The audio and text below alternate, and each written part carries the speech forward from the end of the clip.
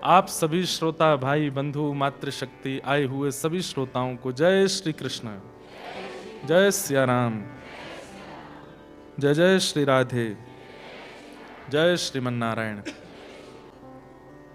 नरसिंह मेहता जी, कल हम लोगों ने श्रवण किया कि ठाकुर जी सांवरिया सेठ बनकर के आए और जो महात्माओं की हुंडी लिखी थी नरसिंह मेहता जी ने, वो सांवरिया सेठ ने उस हुंडी को स्वीकार किया। ऐसी भावना सुन करके नरसिंह मेहता बड़े प्रसन्न हुए। नरसिंह मेहता जी के 3 संतान हैं। एक बेटी है कुंवरी बाई, जिसको नन्ही आप बोलते थे, वही आगे नानी बाई हुई, जिसका मायरो हम लोग सुनते हैं। मायरो की कई कथाएं हैं, आज थोड़ी सी कथा मायरो की आएगी, वो भी हम सुनेंगे। नरसिंह मेहता जी के एक पुत्र हैं श्यामल दास। तो श्यामल दास देखने में बहुत सुंदर है। ऐसा होता है बंधुओं कि एक होती है रूप की सुंदरता, एक होती है नेत्र सुंदर, नाक सुंदर, होठ सुंदर, त्वचा सुंदर, कान सुंदर, हाथ सुंदर, पैर सुंदर। लेकिन एक होती है कि व्यक्ति का जो परिवेश है, पता नहीं क्यों वो वैसे ही सुंदर बनता चला गया है। एक स्वरूप की सुंदरता होती है, एक स्वभाव की सुंदरता। भजन भक्ति स्वभाव को सुंदर बनाता है। कई लोग हैं वो रूप से भी सुंदर होते हैं, पर उनका व्यवहार स्वभाव और ज्यादा सुंदर लगता है। उससे प्रमाण मिलता है कि इनके अंदर भजन है, इनके अंदर भक्ति है। तो नरसिंह मेहता कथा कर रहे थे और कथा करते हुए सब श्रोताओं को बहुत सुंदर उपदेश दे रहे थे। नरसिंह मेहता जी का एक बहुत सुंदर पद है तो वो गुजराती में।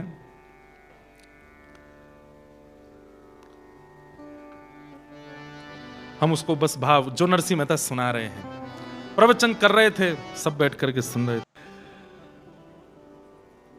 नित्य सेवा नित्य कीर्तन उत्सव निरखवानंद कुमार रे, भूतल भक्ति पदार्थ मोटू। भक्त क्या मांगते हैं? नित्य सेवा। हमारे एक जीजा जी अनुराग गोस्वामी, वो श्री राधा रमन जी के सेवायत गोस्वामी हैं। 3 बहनें, तो सबसे बड़ी वाली बहन जो है वो राधा रमन जी में उनका ब्याह हुआ। तो एक दिन हमारे जीजा जी हमारे पास बैठे और हमसे बोले, अगर आप कहते हैं कथा में कि पुनर्जन्म की इच्छा नहीं होनी चाहिए या पुनर्जन्म ना हो, ऐसे कर्म करके जाओ, पर मैं तो चाहता हूं मेरा पुनर्जन्म हो राधा रमन घेरे में और मैं फिर से राधा रमन जी का गोस्वामी बन के आऊं, ऐसी इच्छा मेरी है। मैंने कहा देखो ये जन्म नहीं है, ये तो अवतार है। ये जन्म नहीं है। जन्म उनका है जो खाने पीने सोने उठने बैठने और आनंद करने के लिए संसार में आए, भोग भोगने के लिए, वो जन्म है। पर जो केवल हरि भजन हरि सेवा करने के लिए आए, वो तो अवतारी है। वो भजन, वो जन्म थोड़े ही है। वही बात यहां पर श्री नरसिंह मेहता कह रहे हैं, हरि ना जन तो मुक्ति न मागे, मागे जन्मो जन्म अवतार रे, भूतल भक्ति पदार्थ मोटू। भरत खंड भूतल मां जन्मी, जिने गोविंद ना गुण गाया रे, धन धन रे एना मात पिता ने, सफल करी ने काया रे, भूतल भक्ति पदार्थ मोटू। धन वृंदावन धन ए लीला, धन ए ब्रजनावासी रे, धन ए ब्रजनावासी रे। अरे ब्रजवासी धन्य हैं। क्यों? श्री राधा रानी के पग पग पे प्रयाग, जहां केशव की केली कुंज कोटि कोटि काशी है। यमुना में जगन्नाथ, रेणुका में रामेश्वर, तरु तरु पे पड़े रहत अयोध्या निवासी हैं। गोपिन के द्वार द्वार हरिद्वार वसत, जहां बद्री केदारनाथ फिरत दास दासी हैं। स्वर्ग अपवर्ग लेकर व्रथा करेंगे हम क्या, जान लो हमें हम वृंदावन वासी हैं। जान लो हमें हम वृंदावन वासी। एक चीज का अहंकार तो हमारे मन से नहीं जाएगा, और ये जाना भी नहीं चाहिए कि हम ब्रजवासी। और ये अहंकार आप नहीं कर सकते कि आप नैरोबी वाले हो। यूएस वाले करते रहो, कोई फर्क नहीं पड़ता उससे। क्या हालत कर रखी है यूएस की देख लो। अरे भैया, ये अहंकार कि हम वहां के वासी हैं, ये तो ब्रजवासी ही कर सकते हैं। नरसिंह मेहता कह रहे हैं, धन वृंदावन धन ए लीला, धन ए ब्रजनावासी रे, अष्ट महासिद्धि आंगणिये रे उभी, मुक्ति छे एमनी दासी रे, भूतल भक्ति पदार्थ मोटू, ब्रह्मलोक मानाही रे, भूतल भक्ति पदार्थ मोटू। ए रसनो स्वाद शंकर जाने, ए रसनो स्वाद शंकर जाने, के जाने सुख जोगी रे, कोई एक जाने व्रजनो गोपी, कोई एक जाने ब्रजनो गोपी, भड़े नरसैयो भोगी रे, भूतल भक्ति पदार्थ मोटू, ब्रह्मलोक मानाही रे। नरसिंह मेहता प्रवचन कर रहे थे और आगे, सबसे आगे बैठ करके उनका पुत्र श्यामल दास रो रहा है, नेत्रों से अश्रुपात हो रहे हैं। किस बात के लिए? कि मैं कितना भाग्यशाली हूं कि मैं नरसिंह जी का पुत्र हूं। नरसिंह जी के पास में भोजन की व्यवस्था नहीं है, नरसिंह जी के पास में कपड़े पहनने को लिए नहीं है, लेकिन नरसिंह ऐसे भक्त हैं कि उनके पुत्र इस बात का सौभाग्य मानते हैं। बहुत सारे श्रोता बैठे थे, गिने चुने लोग कथा सुनने आते थे।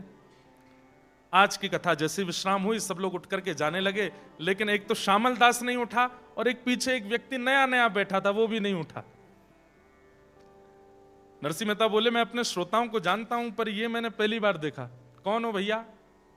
तब उन्होंने हाथ जोड़ करके कहा, बोले मैं बड़नगर से आया हूं, मेरा नाम दीक्षित है।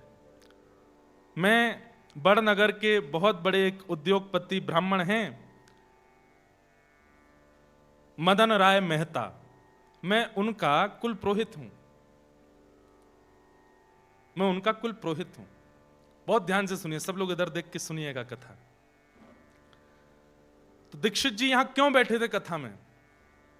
दीक्षित जी को उनके यजमान यानी कि मदन राय मेहता ने कहा था कि आप मेरे बेटे के लिए, मेरी बेटी के लिए सुयोग वर ढूंढ के लाओ।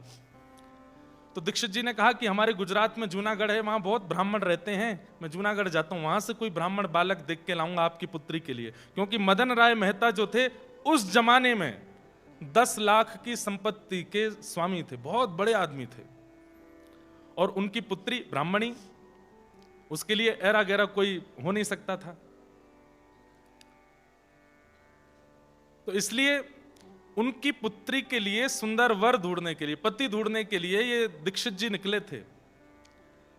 तो मदन राय मेहता ने जूनागढ़ के सारंगधर नाम के एक व्यक्ति को पत्र लिख करके दिया कि मैं अपने कुल पुरोहित को भेज रहा हूं, मेरी बेटी के लिए अच्छा वर मिले, आप इनको जूनागढ़ में अच्छे ब्राह्मण परिवार दिखा दीजिएगा।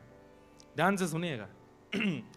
तो जो सारंगधर जिसको पत्र लिखा था, उसने सोचा कि मदन राय इतने बड़े परिवार है, इतने धनवान हैं, उनकी बेटी से अगर मेरे बेटे का ब्याह हो जाए तो कितना अच्छा रहेगा। तो सारंगधर के पास जब दीक्षित जी आए तो सारंगधर जी ने कहा, आप बाहर तो बाद में देख लेना, पहले मेरा ही बेटा देख लो। तो दीक्षित जी ने जब उनका बेटा देखा तो बेटा व्यसनी लगा, चेहरे से ही व्यसनी, देखने से ही पता चल रहा था कि व्यसन करता है। तो उन्होंने कह दिया, भैया हमको तुम्हारा बेटा भा नहीं रहा, और दिखाओ।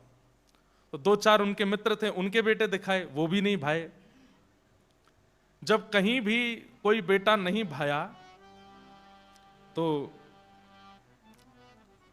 सारंगधर ने विचार किया, इनको कोई का बेटा भाई नहीं रहा है, अब क्या करें।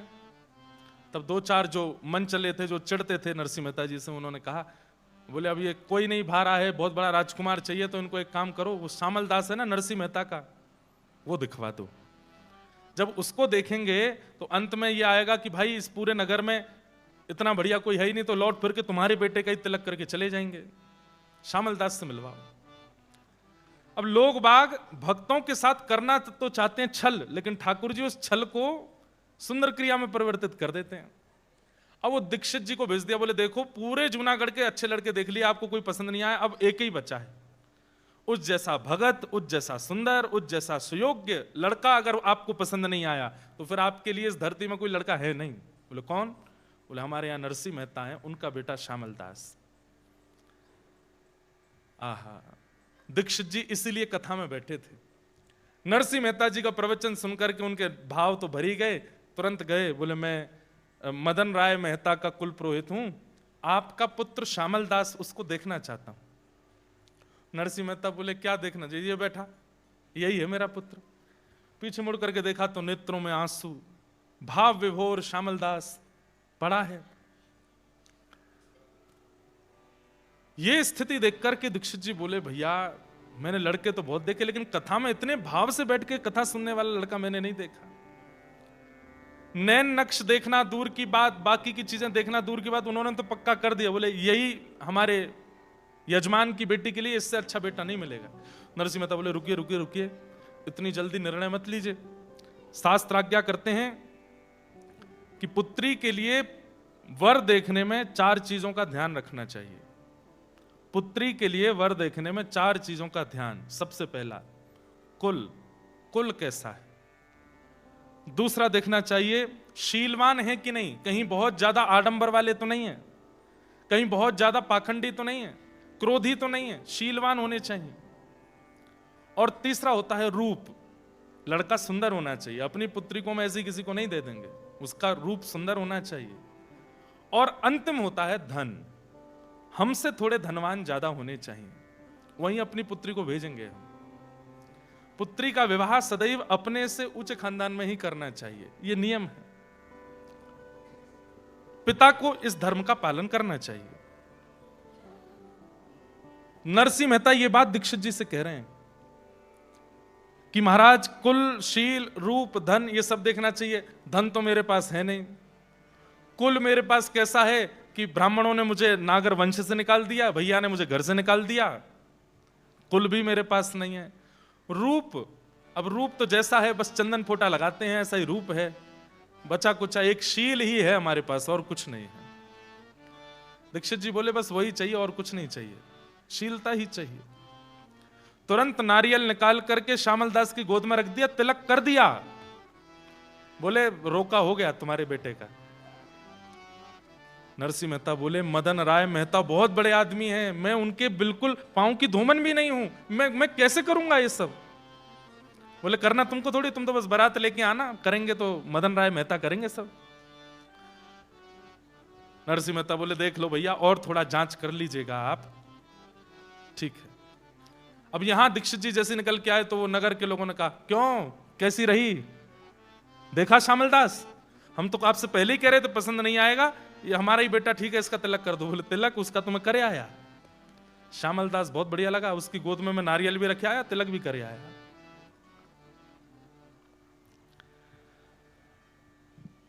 सब नरसिंह मेहता से चिढ़ने वाले सोचने लगे हम करना तो कुछ और चाहते हैं, हो कुछ और कैसे जाता है।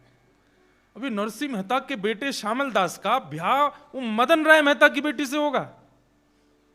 सब लोग बोले अरे मदन राय की बेटी से, अरे नरसिंह बारात भी नहीं लेके जा पाएगा ऐसी, अरे कितना बड़ा आदमी है वो, उसको जब पता चलेगी नरसिंह कैसा आदमी है तो क्या वो कहां अपनी बेटी का ब्याह करेगा। लेकिन उन मन चले लोगों का मन माना नहीं, बोले ये दीक्षित कुल पुरोहित है, इसकी बात मदन राय मेहता काटेगा नहीं, हम क्या करें।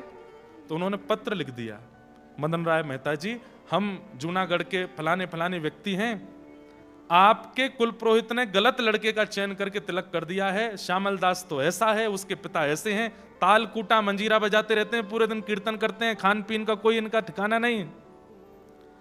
आपकी कुल की बेटी ऐसे घर में आवेगी, हम तो जूनागढ़ के निवासी हैं, हमारे यहां के सबसे नीचे घर में आपकी बेटी आवे, ये हमसे देखा नहीं जाएगा। और पता नहीं कैसे वो पत्र दीक्षित जी से पहले पहुंच गया मदन राय मेहता के पास। सुनिएगा सब लोग। अब उसने जैसी पत्र खोल करके देखा तो जूनागढ़ से पत्र आया है, नरसिंह मेहता का पूरा बायोडाटा था उसमें, खाने को कुछ नहीं है, परिवार ने घर से निकाल दिया, नागर ब्राह्मणों ने भी निकाल दिया, घुंघरू पहन करके घूमता है, ताल कूटता रहता है, ऐसे का बेटा श्यामल दास कुछ करता धरता है नहीं, उससे अपनी बेटी का ब्याह कर रहे हो।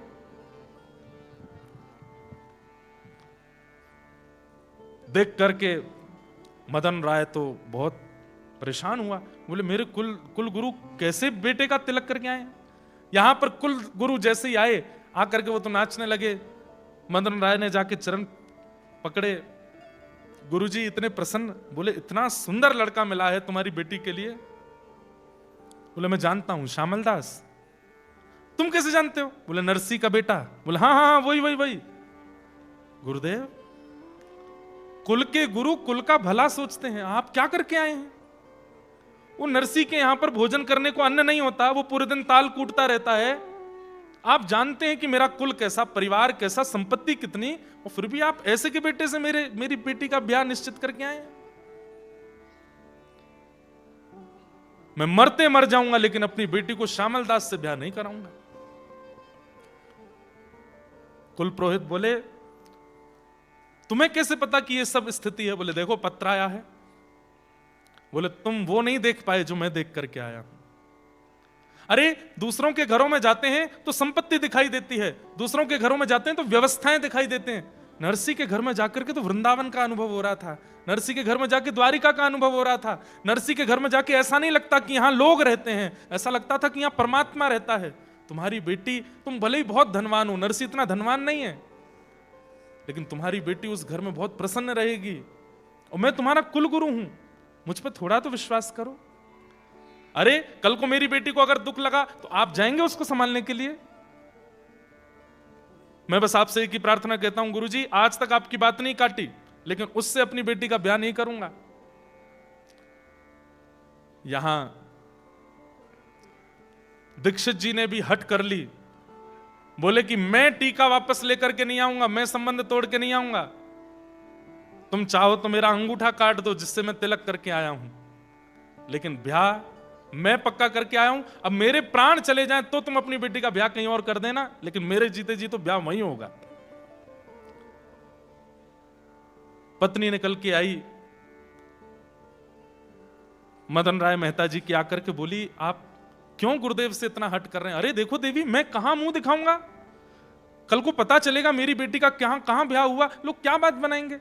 लोग गुरुदेव कह रहे हैं सब ठीक होगा, हम पे इतनी संपत्ति है, हम इतने धनवान धनी मानी लोग हैं, कुछ धन संपत्ति हम भेज देंगे उनके यहां, वो व्यवस्था कर देंगे। अब गुरुजी करे आए हैं तो वहीं होने दो ब्याह।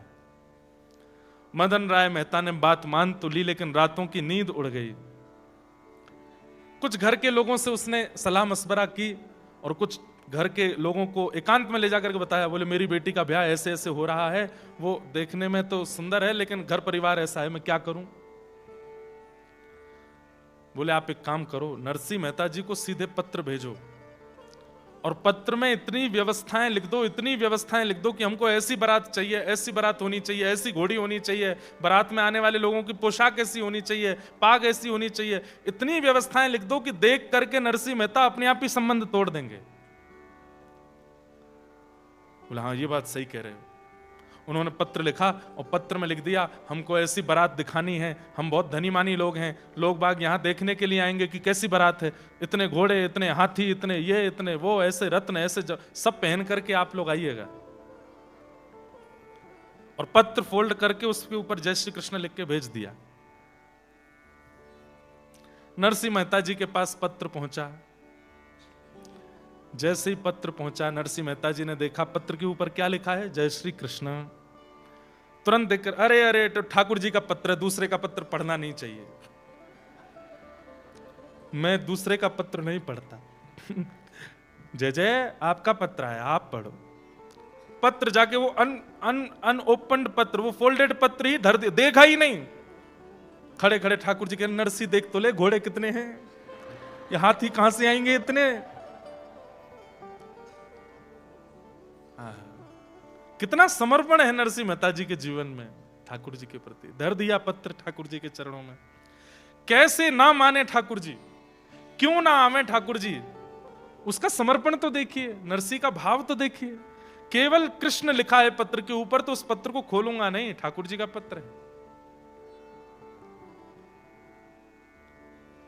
नरसी मेहता जी की पत्नी को ठाकुर जी ने स्वप्न दिया और स्वप्न में ठाकुर जी ने संकेत किया कि मेरे चरणों में एक पत्र रखा, उसको खोल के पढ़ लो।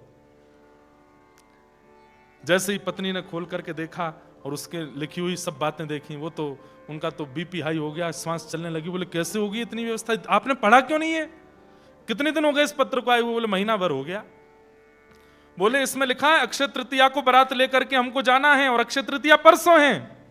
1 महीना से पत्र धरा विराज रहा है, आपने पढ़ा नहीं? देवी उन्होंने ऊपर नरसी क्यों नहीं लिखा, जय श्री कृष्ण लिख के भेजा था, इसलिए मैंने तो ठाकुर जी के चरणों में रखा। अब ठाकुर जी जाने, महीना भर ठाकुर जी ने पत्र रखा है तो ठाकुर जी ने कुछ तो व्यवस्था रखी होगी। मेरा एक ही बेटा है, उसका विवाह होना है, परसों अक्षय तृतीया है, हमें बारात लेकर के निकलना है, घर में मंगल गान गाए जाते हैं, नगर की सब महिलाएं आती हैं, खूब उत्सव मनाए जाते हैं, कैसे होगा ये सब? लाज रखो गिरधारी, मोरी लाज रखो गिरधारी, मोरी लाज रखो गिरधारी, मोरी लाज रखो गिरधारी। जैसी लाज राखी अर्जुन की, जैसी लाज रखी अर्जुन बंधुओं की। एक बात बोलूं आपसे, निवेदन करूं, जीवन में कष्ट आवे, ऐसी स्थिति आ जाए कि बस अब लगता है कि अब क्या करें, अब मरने के अलावा हम पे कोई और रास्ता नहीं है। भगवान ना करे ऐसी स्थिति कभी जीवन में आवे। पर एक बात हमारी लिख लीजिएगा, हर व्यक्ति के जीवन में 5 अग्नियां आती हैं। आपका जीवन चाहे जितना बड़ा हो, 80 वर्ष का है, 90 वर्ष का है, 100 वर्ष का है, 5 बार ऐसी परिस्थिति आएगी कि आप टूट जाएंगे। वो पंचअग्नि है। मैं डराने के लिए नहीं बोल रहा हूं, ये हम सबका जीवन ऐसे ही डिजाइन किया है ठाकुर जी ने। 5 बार ऐसी परिस्थिति आती है कि आप बिल्कुल इस स्थिति में आ जाएंगे कि अब हम करें क्या। और एक बात कह दूं, संसारी व्यक्ति जब होता है ना, विषय भोग में लगा है, उसके जीवन में ये 5 परिस्थिति धीरे धीरे आती है। और कई बार 3 आई, उससे पहले उसके प्राण निकल गए, 2 रह जाती हैं, उनको भोगने के लिए उसको फिर जन्म लेना पड़ता है। अगले जन्म में 5 उस जन्म की, 2 पूर्व जन्म की, कितनी हो गई? 7। फिर 7 वो कंप्लीट नहीं कर पाता, 3 होती हैं, फिर प्राण निकल जाते हैं, फिर उसका तीसरा जन्म होता है, तो अगली की 5 और पिछली की 3 हो गई, तो कितनी बची? 4। 5 और 4 9। फिर उसके अगले 9 बार ऐसी परिस्थिति आती कि मृत्यु जैसा हो। 9 तो वो कंप्लीट कर ही नहीं पाता, 3 कंप्लीट करता है, फिर अगला जन्म, फिर वहां पर 6 और 5। हम आप सब लोग ऐसे ही करते आए। हमारा इस जन्म का हिसाब तो कंप्लीट हुआ नहीं, पूर्व का चल रहा था, इस जन्म का और ऐड ऑन कर लिया हमने उसमें। ऐसी परिस्थिति हम सबके जीवन में आती है कि जब बिल्कुल मृत्यु जैसी स्थिति। लेकिन जब व्यक्ति भजन में लग जाता है ना, नाम जप करने लग जाता है, गुरु आश्रित हो जाता है, वृंदावन भजने लगता है, सत्संग करने लगता है, तो ठाकुर जी क्या करते हैं? ठाकुर जी कहते हैं इसके जीवन की जितनी अग्नियां हैं जल्दी जल्दी सब भेजो, खत्म करवाओ, कोई पेंडिंग मत छोड़ो। चित्रकेतु कहता है अभी तो एक खत्म हुई है, बोले खत्म होती दूसरी भेज, दूसरी खत्म हुई तीसरी भेज, चौथी भेज, जल्दी जल्दी खत्म करवा। इसीलिए कई बार नाम जापकों को ऐसा लगता है भोगी सुखी रहते हैं, हम इतने दुखी रहते हैं, क्यों? ठाकुर जी आपका हिसाब खत्म करवा रहे हैं। इस जन्म का, पूर्व जन्म का, पूर्व का जितना आपका बचा है सब नष्ट करो। इसलिए कई लोग कहते हैं महाराज जी 30 साल 35 साल 40 साल से हम भजन कर रहे हैं, ठाकुर जी का अनुभव क्यों नहीं होता? अभी हिसाब खत्म हो रहा है आपका। जिस दिन वो हिसाब शून्य होगा उसी दिन ठाकुर जी की अनुभूति होनी प्रारंभ।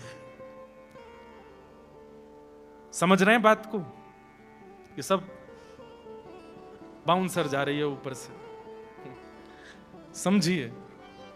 नरसिंह मेहता जी का एक पड़ाव कष्ट का पूरा नहीं होता कि दूसरा सामने तैयार रहता है। क्यों? ये भक्त है। भक्त के जीवन में ठाकुर जी जल्दी जल्दी कष्ट देकर के सब खत्म करवाते हैं, जल्दी सब निपट लो। आप देखेंगे हमारे वृंदावन में आकर के, मैं नाम नहीं लूंगा, लेकिन अधिकतर महापुरुषों को आप देखेंगे शरीर में कोई रोग है, किन्हीं को शरीर में कोई रोग है, किन्हीं को कोई। मैं तो जितने महापुरुषों से मिला हूं सबके कुछ ना कुछ है। उनका भोजन शुद्ध, उनकी रहनी शुद्ध, उनका नियम शुद्ध, उनका जीवन शुद्ध, सब कुछ शुद्ध, उसके बाद भी उनके शरीर को रोग कैसे हो गया? और व्यसनी जो रात दिन पीते रहते हैं उनको कुछ नहीं हो रहा है, क्यों? ठाकुर जी कष्ट नहीं दे रहे हैं, उनका जो इस जन्म का, पूर्व जन्म का, पूर्व से पूर्व जन्म का जो कर्म बंधन बचा है, जो शेष रह गया है, उसको निकलवाते हैं, निवृत्त करवाते हैं। इसलिए मैं अनुरोध करता हूं कि कष्ट आ जाए तो भोग लो, उसको समाप्त कर लो, उससे भागो मत, बस ठाकुर जी का नाम मत छोड़ना। और ये पद सूरदास जी का अगर याद हो जाए तो कभी ऐसी परिस्थिति आ जाए कि बस अब मृत्यु दिखाई दे रही है और कुछ नहीं, ठाकुर जी के आगे बैठ के गा लिया कीजिए, जैसी लाज राखी अर्जुन की, जैसी लाज राखी अर्जुन की, भारत युद्ध पछारी, ओ भारत युद्ध पछारी,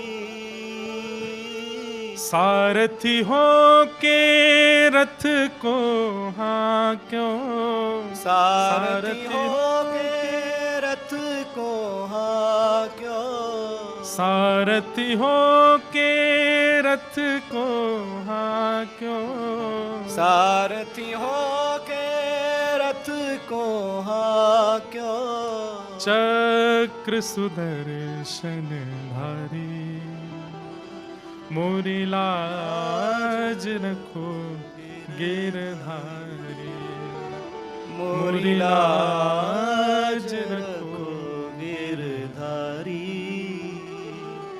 मोरी लाज। सूरदास जी का पद है, मेरे साथ गाइए, जैसी लाज राखी द्रौपदी की, जैसी लाज राखी द्रौपदी की, जैसी लाज राखी द्रौपदी की, जैसी लाज राखी द्रौपदी की, होन ना दीन उघारी, होन ना दीन उघारी, खेचत खेचत दो भुज हाके, खेचत खेचत दो भुज थाके, खेचत खेचत दो भुज थाके, खेचत खेचत दो भुज थाके, दुशासन पचधारी, चीर बढ़ायो मुरारी, मोरी लाज रखो गिरधारी, मोरी लाज रखो गिरधारी। सूरदास की लाज रखो प्रभु, सूरदास की लाज रखो प्रभु, अब को है रखवारी, अब को है रखवारी। राधे। इस पद की एक बहुत विशेष बात है, शुरुआत से लेकर के अंतिम प्रथम पंक्ति तक सूरदास जी ठाकुर जी से प्रार्थना कर रहे हैं, लेकिन इतने में भी ठाकुर जी ने जब नहीं सुना तो अंतिम पंक्ति में सूरदास जी ने ठाकुर जी से बोलना बंद कर दिया और क्या गाने लगे, राधे राधे सुमिरो प्यारे, राधे राधे सुमिरो प्यारे, श्री हरिदास दुलारी, मैं शरण पड़ो हूँ तुम्हारी, मोरी लाज रखो गिरधारी, मोरी लाज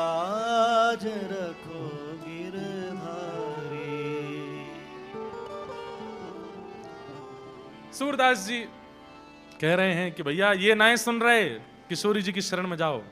हमारे व्रज में एक और सूरदास हुए, उन्होंने ठाकुर जी का खूब भजन किया, तो ठाकुर जी प्रकट हो गए और प्रकट होकर के बोले, अब मैं तुम्हारे सामने आ गया हूं बाबा, अब भजन करना बंद कर दो, अब मैं आ गया हूं, मेरे चरणन में प्रणाम कर लो। तो सूरदास जी बोले, आप अकेले क्यों आए हो, किशोरी जी को संग लेकर के क्यों नहीं आए? ठाकुर जी बोले, तुम तो अंधे हो, तुमको कैसे पता कि मेरे साथ किशोरी जी नहीं आई? बोले, मैं अभी तक भी अंधा ही हूं, इसलिए यह प्रमाण होता है कि अकेले आप आए हो। किशोरी जी आई होती तो आते ही आंख दे दी होती उन्होंने। किशोरी जी इतनी देर अंधा नहीं रहने देती मुझे। तो ठाकुर जी बोले, अच्छा, तो फिर लगी शर्त, अभी किशोरी जी को बुलाऊं, अगर उनने आकर के बिना पूछे आंख नहीं दी तो बाबा तू हार जाएगा, फिर जो कहूंगा सो करना पड़ेगा। सूरदास जो थे वो बोले, तो लगी शर्त ठाकुर जी, किशोरी जी को बुलाओ, और उनने आते ही बिना बात किए, बिना कछु पूछे यदि नेत्र दे दिए और आप हार गए तो आपको भी मेरी बात माननी पड़ेगी। बोले, कहा, जीवन भर मेरे नेत्रन के आगे रहना पड़ेगा। ठाकुर जी बोले, ठीक है, शर्त लगी। तुरंत किशोरी जी को आह्वान की हो, राधे राधे करुणामयी कृष्ण प्यारी, मेरी सुधली जो श्री वृषभानु दुलारी, मेरी सुधली जो श्री वृषभानु। इतने में ही तप्त कांचन गौरांगी श्री राधे वृंदावनेश्वरी प्रकट हो गई। और जैसे ही किशोरी जी प्रकट हुई, प्रकट होकर के नेत्र खोल करके देखा श्याम सुंदर खड़े हैं, और बगल में एक बाबा है जिसके नेत्रों में पुतली नहीं है, मतलब अंधा है। ठाकुर जी बोले, और श्यामाजू आप कहां ते आई हो इतना विलंब लगाए के? किशोरी जी बोली, बाद में बात करेंगे। बाबा के नेत्रों पे हाथ फेर करके तुरंत नेत्र प्रदान किए, और नेत्र मिलते ही जैसे ही बाबा के नेत्र प्रकट हुए, किशोरी जी बोली, अब बताओ क्या कह रहे थे? बोले, क्या कह रहे थे, क्या कह रहे थे, हार गए हो मैं? अरे करुणामयी किशोरी जी, इतनी ज्यादा करुणा काय को है आप में? अरे पूछ तो लो, बाबा को नाम कहा है, पूछ तो लो, काय को हमें बुलाए रहे हो है, क्यों मैं यहाँ खड़ा हूं, क्यों यहाँ आप आई हो? आपने बिना कछु पूछे विचारे सीधे वाके नेत्र प्रदान कर दिए। किशोरी जी बोली, मुंह पे दूसरे को कष्ट देखो ना जावे, ऐसी हमारी प्रिया जी। आहा। जैसे ही नरसिंह मेहता ने ठाकुर जी से कहा कि नाथ, अब मुझे चिंता नहीं है कि मेरे पुत्र की बारात कैसी हो, लेकिन इतना कुछ लिख करके भेजा है, किसी और की मान की बात है, मेरे मान की बात नहीं है। वंशीधर मेहता जिसकी पुत्री से मेरी मदन राय मेहता जिसकी पुत्री से मेरे बेटे का ब्याह, उसके मान की बात है। नाथ, मुंह पे तो कोई व्यवस्था है नहीं, मैं तो घोड़ी लाने के लायक भी नहीं हूं, आप ही आकर के कोई व्यवस्था करो। इतने में ही ठाकुर जी रुक्मणी जी से बोले, रुक्मणी जी आप द्वारिका की रक्षा करो, मैं जाऊं। रुक्मणी जी बोली, ये क्या लगा रखा है आपने, रोज रोज ये नरसिंह मेहता के पास चले जाते हो, कभी सांवरिया सेठ बन के चले जाते हो, कभी नरसिंह मेहता बन के उसके पिताजी का श्राद्ध करने चले जाते हो, कभी कुछ रूप में कभी कुछ रूप में। ठाकुर जी बोले, भक्त बुलाएंगे तो जाना। बोले, मैं इसलिए नहीं कह रही हूं कि आप जाओ मत, अकेले क्यों जाते हो, हमको भी ले चलो, हम भी चलेंगे, हम भी नरसिंह मेहता। अरे अरे वाह वाह रुक्मणी जी, आपने तो मेरे मन की बात की, चलो। बोले, करना क्या है? बोले, यजमान बन के जाएंगे। नरसिंह मेहता जी का कहीं प्रवचन सुना था, तब से नरसिंह मेहता जी के शिष्य हो गए हैं। ऐसी भावना से मैं और आप जाएंगे और जाकर के नरसिंह मेहता जी के पुत्र की बारात सुंदर करेंगे। यहां रुक्मणी जी और ठाकुर जी संपूर्ण द्वारिका के लोगों को जगाया, सबसे कहा महंगे वाले वस्त्र पहन करके आओ, गले में हार पहन के आओ, अपने घर में जितने घोड़े हैं हाथी हैं सबको लेकर के चलो। बोले, कहां जाना है? बोले, हमारे एक परम मित्र हैं, वहां द्वारिका में सबको बता दिया, हमारे मित्र हैं, उनके बेटे की बारात सजाने जाना है। और महाराज द्वारिका के समस्त यदुवंशी, लाखों की तादाद में घोड़े, लाखों की तादाद में हाथी और सुंदर, सब लोग अपने अपने आभूषण पहन करके बच्चों को तैयार, किसी को नहीं पता किसकी बारात में जा रहे हैं, सब सज के जा रहे हैं। ठाकुर जी ने कहा है जाना है। और तभी महाराज जूनागढ़ में हल्ला होने लगा, अरे कौन आ रहे हैं, कौन आ रहे हैं, अरे ऐसे हाथी, ऐसे घोड़े, ऐसी सुंदर चाल, ऐसी सुंदर बात। सबने कही, भैया कौन है? और बोले ऐसा बता रहे हैं नरसिंह मेहता के कोई यजमान हैं। आहा, नरसिंह मेहता जी तुरंत भवन से निकल करके आए, आकर के देखी तो लोग बागों को देख करके ऐसा लग रहा था मानो जैसे गंधर्व आ गए, देवी देवता आ गए हों। लेकिन जैसे ही एक श्वेत हाथी के ऊपर सुंदर एक सिंहासन था, उस पर बैठे हुए श्याम वर्ण के ठाकुर जी गौर वर्णा श्री रुक्मणी जी, जैसे ही उनको देखा है नरसिंह मेहता तो पहचान के कोई यजमान यजमान नहीं है, ये तो साक्षात सावरियो है से, हाँ सांवरियो है से, सावरियो है से। एक सुंदर हाथी के ऊपर सुंदर एक पालकी में बैठ करके सेठ बन करके ठाकुर जी आए, सेठानी बन करके रुक्मणी जी आई। आकर के सीधे नरसिंह मेहता तो नेत्रों से आंसू, ठाकुर जी इशारा किए, बिल्कुल पता नहीं लगना चाहिए किसी को कि मैं कौन हूं, नाटक में रहो। ठाकुर जी ने आकर के तुरंत चरण पकड़े, जय हो हमारे नरसिंह गुरु जी, कैसे हो आप? नरसिंह मेहता बोले बस सब कृपा है ठाकुर जी की। नरसिंह मेहता जी की पत्नी बोली कौन है? नरसिंह मेहता कुछ बताते, इतने में ठाकुर जी बोल पड़े, अरे गुरु मां प्रणाम, ये नरसिंह जी कथा सुनाने आए थे, मैंने मेरी सेठानी जी ने कथा सुनी और महाराज ऐसे हम तो इनके मुरीद हो गए, क्या बताएं, तब से हमारी सेठानी तो पीछे पड़ी, दर्शन करा लाओ दर्शन करा लाओ दर्शन करा लाओ। हमको पता चली कि नरसिंह जी के लाला का ब्याह है और ब्याह में बारात जानी है। तो सेठानी जी बोली हम यहाँ खाली बैठे क्या करें, जाएंगे गुरुजी और गुरु माँ का हाथ बटाएंगे और पूरे ब्याह को सजाएंगे। हम तो यहाँ पर सब सेवा के लिए आए हैं, ये पूरा नगर हमारा आया है, आप तो बस आज्ञा करो क्या सेवा करनी है। नरसिंह जी तो महाराज एक कोने में बैठे बैठे रोने लगे। ठाकुर जी बोले रोने से काम नहीं, बेटे का ब्याह है रो रहे हो? ठाकुर जी आप ही संभालो, मैं तो मुझे बस रोन दो, आप क्यों इतनी कृपा करते हो? ठाकुर जी बोले बातचीत सब बाद में करेंगे, तुम जाओ मंदिर में जाके भजन करो, हम कर रहे हैं सब काम। रुक्मणी जी को भेज दिया, तुम घर के भीतर के काम संभालो। और ठाकुर जी स्वयं बाहर महाराज फेंटा कस करके हलवाइयों को बुलाया, भट्टी लगाओ, तैयारी करो, मेवा बनाओ, पकवान बनाओ, सुंदर सुंदर सामग्रियां सिद्ध करो, तैयार करो। यहां रुक्मणी जी भीतर ढोलकी लेकर के बैठ गई, बन्ना बन्नी गीत गाने लगी। नरसिंह मेहता जी के बेटे का ब्याह है। अब तो महाराज जूनागढ़ के लोग जो नरसिंह जी के घर जा भी नहीं रहे थे, वो हाथी घोड़ा देखने के लिए गए और लोगों की शक्ल देख करके, ऐसे राजशाही पोशाक देख करके और बाहर से झांक के नरसिंह जी के घर में देख रहे हैं। और जूनागढ़ के लोग नरसिंह जी की पत्नी से कह रहे हैं हम भी आ जाएं भीतर। अरे आओ आओ, क्यों नहीं आओगे? देखते ही देखते पूरा जूनागढ़ पहुंच गया। नरसिंह जी केवल रोए जा रहे हैं, जिन्होंने मुझे कभी अपना नहीं माना आज वो सब मेरे गले में गलवैयां दे रहे हैं, सब मेरे घर में आके कीर्तन कर रहे हैं, सब आकर के इतना उत्साहवर्धन कर रहे हैं।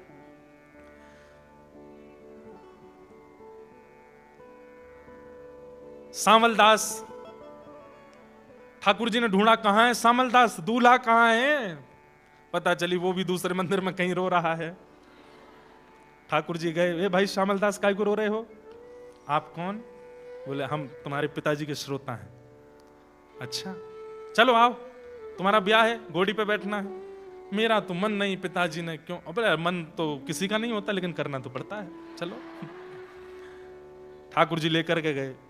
ठाकुर जी ने श्यामलदास को नवाया, संग में अपने सब सखा लगाए द्वारिका के, सुंदर इत्र लगाया, धोती अपने हाथ से पहनाई, दुल्हा को तैयार कर रहे हैं, सुंदर पोशाक पहनाई, तिलक स्वरूप पत्रावली ठाकुर जी अपने हाथ से श्यामलदास के पत्रावली कर रहे हैं, सिर पर पाग पहनाई, सिरपेज पहनाया, जैसे ही एक मोर पिछ लगाया, आहा ऐसा लगा कि ठाकुर जी के पुत्र अनिरुद्ध हों, इतना सुंदर।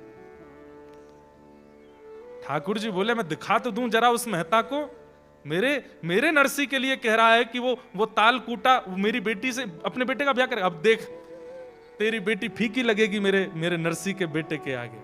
अब देखो कैसी बारात, सुंदर घोड़ी लेकर के आए। महाराज नाल नहीं थी, घोड़ों के पैरों में नाल होती है ना, नाल की जगह सोने मड़े हुए हैं। श्यामलदास जी का पुत्र बैठाया गया और महाराज हाथी घोड़ा लेकर के बैंड बाजे सब बज रहे हैं। बैंड बाजे कौन बजा रहे हैं? इंद्र बजा रहे हैं। इंद्र कहीं पर कोई करताल बजा रहे हैं, नारद जी वीणा बजा रहे हैं, सरस्वती जी वीणा बजा रही हैं। सब रूप बदल बदल करके आए हैं और ऐसी बारात की महाराज देखते बनती है। यहां वो ब्राह्मण बोला,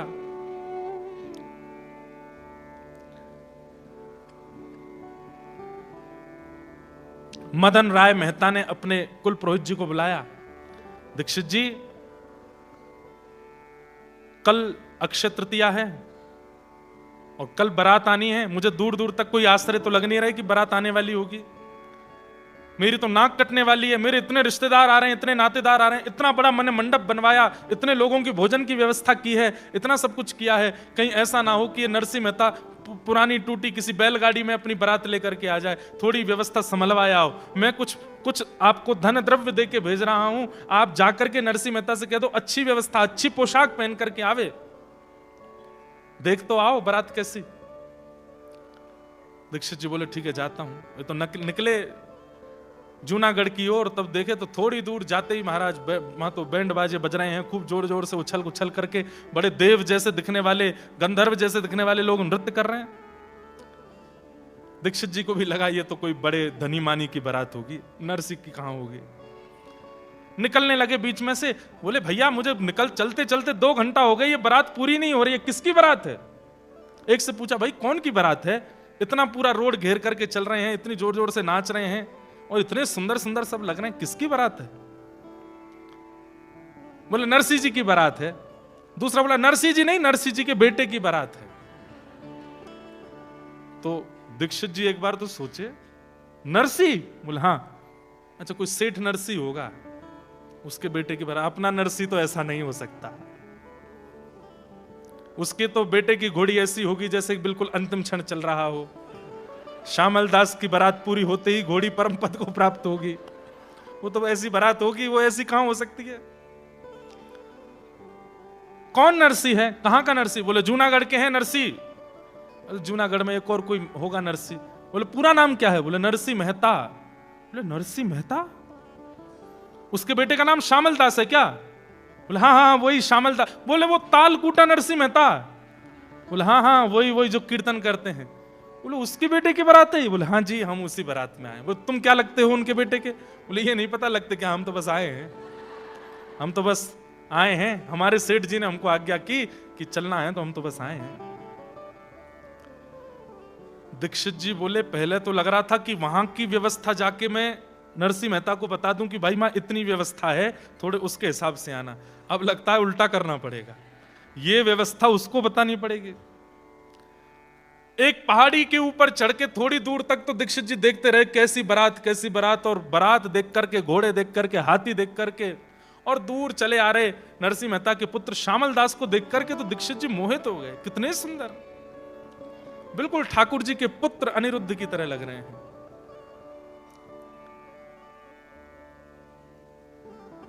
दीक्षित जी दौड़ करके वापस गए। वहां पर मदन राय मेहता बैठा था। हाँ कोई खबर सुध आ रही है, बारात कुछ आप दे आए ना, जो मैंने आपको 10-5 हजार रुपए दिए थे वो दे आए ना उनको वस्त्र खरीदने के लिए?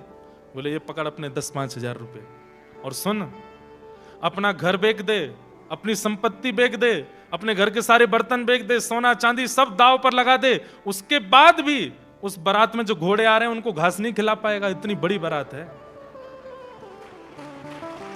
घोड़ों को घास नहीं खिला पाएगा, बारातियों को भोजन तो बहुत दूर की बात है। बोले हैं ऐसा? बोले मैं झूठ नहीं बोल रहा हूं। बोलते बोलते नेत्र सजल हो गए। अरे मदन तू बहुत अभिमान करता था, तू बहुत धनवान है, तेरी बेटी ऐसे कुल की, ऐसे कुल की, ऐसी बारात। अरे मुझे तो लगता है कौंडन्यपुर कृष्ण भी ऐसी बारात नहीं लेकर के गए होंगे जैसी बारात नरसिंह मेहता के पुत्र की आ रही है। मुझे दिखाइए, मैं देखना चाहता हूं। बोले यहां से नहीं, ऊपर चल, कहीं पहाड़ी पर चढ़ के देख। पहाड़ी पर जाकर के देखा, दूरबीन लेकर के गए, दूर ऊपर से देखने लगे, बारातियों के आव भाव देख करके, गले के हार देख करके, घोड़े हाथी आदि इन सबको देख करके, और नरसिंह मेहता जी के पुत्र को देख करके वो मदन राय तो चरणों में गिरा दीक्षित जी के, आपने बड़ी कृपा करी जो मेरी पुत्री का यहां विवाह नक्की कर दिया। लेकिन अब दूसरी संशय है। बोले क्या? अब मेरी नाक और कट जाएगी। क्यों? अब मैं बारात को खिलाने पिलाने लगी, इनको तो मैं कुछ नहीं कर पाऊंगा, ये तो इतनी बड़ी बारात है, इसको कैसे करें? तो पहले ऐसा होता था कि एक दिन में विवाह नहीं होता था, बारात आकर के रात में जनवासे में रुकती थी। अब यहां कोई 1-2 लोग होंगे जिनकी ऐसी ब्याह हुए हों कि बारात आज आ गई, फिर 2 दिन तक गांव के बाहर स्कूल में रुकती है, कहीं धर्मशाला में रुकती है, घर के लोग बाग वहीं उनको भोजन प्रसादी पवाते हैं। ऐसा हमारे पिताजी हमारे पूर्वजों की तो ऐसी बारात हमने सुनी है, आजकल तो ऐसा नहीं होता, एक ही दिन में सब होता है। तो नरसिंह मेहता जी अपने पुत्र की बारात लेकर के पहुंचे। ठाकुर जी ने उस नगर के बड़ नगर नाम था, तो बड़ नगर के बाहर ही तंबू आदि लगा दिए, पूरी बारात वहीं रुकी, वहीं सबका भोजन प्रसाद पानी सब हो रहा था। तो कहते हैं कि जब बारात आती है तो सबसे पहले ससुर जी, साले साहब, लड़के के, वो सब आते हैं पूछने के लिए कि सब ठीक है, कोई व्यवस्था में दिक्कत तो नहीं। तो मदन राय मेहता अपने कुल पुरोहित दीक्षित जी को लेकर गया, बोले आप चलो मेरे साथ, और नरसिंह मेहता जी से थोड़ा बोलो कैसे करेंगे, हम तो इतनी व्यवस्था तो हमने करी नहीं है। हमने तो जो तंबू पंडाल भी बनाया वो भी 500-600 आदमियों के लिए बनाया, हमको तो लगा नहीं था इतने लोग आएंगे, यहाँ तो ये लाखों की तादाद में आए हैं, अब क्या करें। बोले नरसिंह जी बहुत सरल हैं, तुम चलो, चल करके चरणों में प्रणाम कर देना, सब तुम्हारा मंगल हो जाएगा। तो चलो, अब ये वहां पहुंचे, वहां जाकर के बारात जहां रुकी थी वहां जाके पूछने लगे, बोले सेठ जी कहाँ हैं। और वहां सेठ जी, नरसिंह जी को कोई नहीं जानता था, सेठ जी सब ठाकुर जी को ही जानते थे। अच्छा सेठ जी वो सामने वाले तंबू में हैं। मिलते मिलाते सबसे पहुंचे, जैसे ही तंबू के भीतर प्रवेश किया, सुंदर सा सिंहासन, उस पर ठाकुर जी बैठे थे।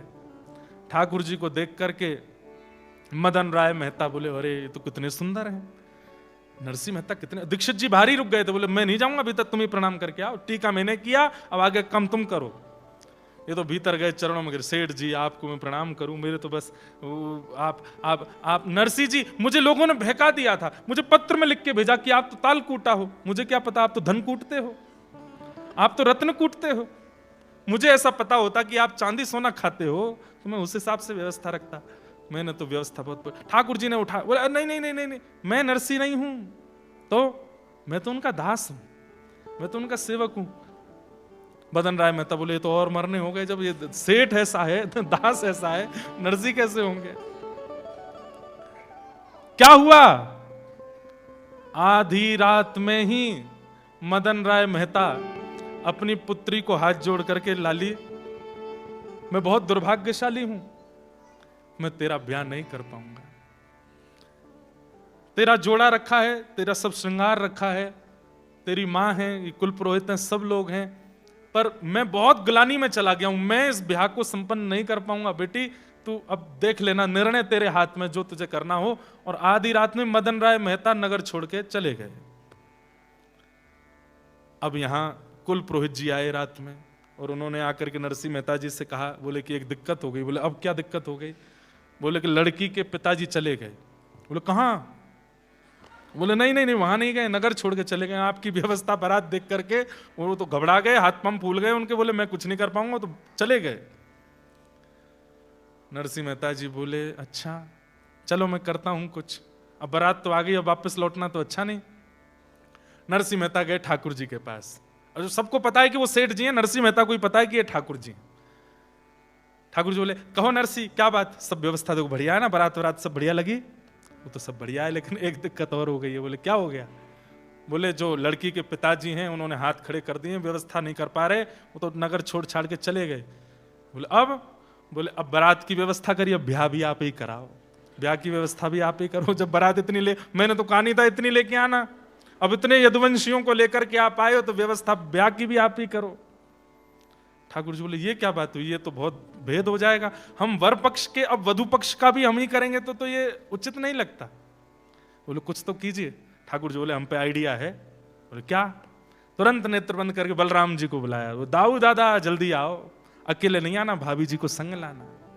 तुरंत दाऊ दादा आए, वहां से रेवती मैया भी द्वारिका से आई। अब सोचिए ये नरसिंह मेहता के पुत्र का ब्याह है। दाऊ दादा आए, कहो कन्हैया कैसे बुलायो। दाऊ दादा एक सौभाग्य आपको देना है। बोले काय को सौभाग्य। बोले कन्यादान करोगे। बोले कैसो कन्यादान। पूरी बात बताई, और बात बता करके कहे कि अब आपको ये सौभाग्य मिलेगा कि श्यामल दास की होने वाली पत्नी, उसके आप पिता और मां के रूप में अब आप विराजो और कन्यादान करो। दाऊ दादा के तो नेत्र सजल है। बोले हाँ लाला, एक भक्त की बहू को कन्यादान हमको करवे को मिलेगा, ये सौभाग्य है। ठाकुर जी बोले कन्यादान ही नहीं करना है, व्यवस्था भी पूरी आपको ही करनी है, साज श्रृंगार मंडप आदि भी सब आपको ही बनाना है। दाऊ दादा विनोद में बोल के लाला है तो बड़ो चतुर, लड़का वारे लेवे तो वह पक्ष में खुद चलो गए और जहां देनो पड़े वहां हमको खड़ो कर रहे है। ठाकुर जी बोले अच्छी बात है ना, घर ते घर में ही आ जाएगो, एक ही घर में है, खा बुराई है, चलो। और महाराज श्री नरसिंह मेहता जी के पुत्र का विवाह हुआ, जहां वर पक्ष के प्रधान हैं श्री ठाकुर जी और वधु पक्ष के प्रधान हैं श्री बलराम जी महाराज। और श्यामल दास का विवाह ठाकुर जी ने कराया, सब देखते रह गए, देखने वाले उस विवाह को भूल नहीं पाए। ऐसा अद्भुत विवाह ठाकुर जी ने वहां पर सिद्ध कराया। विदाई के समय रुक्मणी आदि वैसे ही रो रही हैं जैसे घर की कन्याएं रोती हैं, घर की माताएं रोती हैं, ऐसा विवाह हुआ। पूरे विवाह में एक एक व्यवस्था ठाकुर जी ने और श्री दाऊ दादा ने संभाली और श्यामल दास का विवाह करके लाए, उसकी बहू को लेकर के जूनागढ़ में विराजमान करके और सब द्वारिका को प्रस्थान कर गए। बोलो भक्त वत्सल भगवान की। और सब नरसिंह मेहता से कहते रह गए, बोलो भैया ऐसो यजमान कहां से लाए हो, इतना बढ़िया यजमान कहां से लाए। नरसिंह मेहता बोले क्या बताएं, ये कौन मैं द्वारकाधीश ने घड़ी रखा। ठाकुर जी नरसिंह के पुत्र का विवाह कराने आए नरसिंह मेहता, लेकिन पूरे विवाह में नरसिंह मेहता एक कोने में बैठे रहे और केवल ठाकुर जी को ही देखते रहे और मन में केवल यही विचार करते कि मुझ में ऐसी कौन सी योग्यता है कि ठाकुर जी मुझ पर इतनी कृपा करते हैं। इतना तो मैं लायक नहीं, इतना तो मैं योग्य नहीं जितनी ठाकुर जी मुझ पर अनुग्रह सेवा कृपा करते हैं। लेकिन नरसिंह मेहता इस बात से भी प्रसन्न है कि आज मेरे साथ साथ इतने वैष्णवों को भी ठाकुर जी का दर्शन हो रहा है। भले उन्हें पता नहीं कि ठाकुर जी हैं, पर सबको दर्शन लाभ हो रहा है। इसी से नरसिंह मेहता बड़े प्रसन्न हैं। नरसिंह मेहता जी के पुत्र का ब्याह हो गया। अब प्रसंग आता है नरसिंह मेहता जी की बड़ी पुत्री कुंवरी बाई, जिसको नानी बाई कहते हैं। अब यहां दो तीन कथाएं एक साथ कह दी जाती हैं।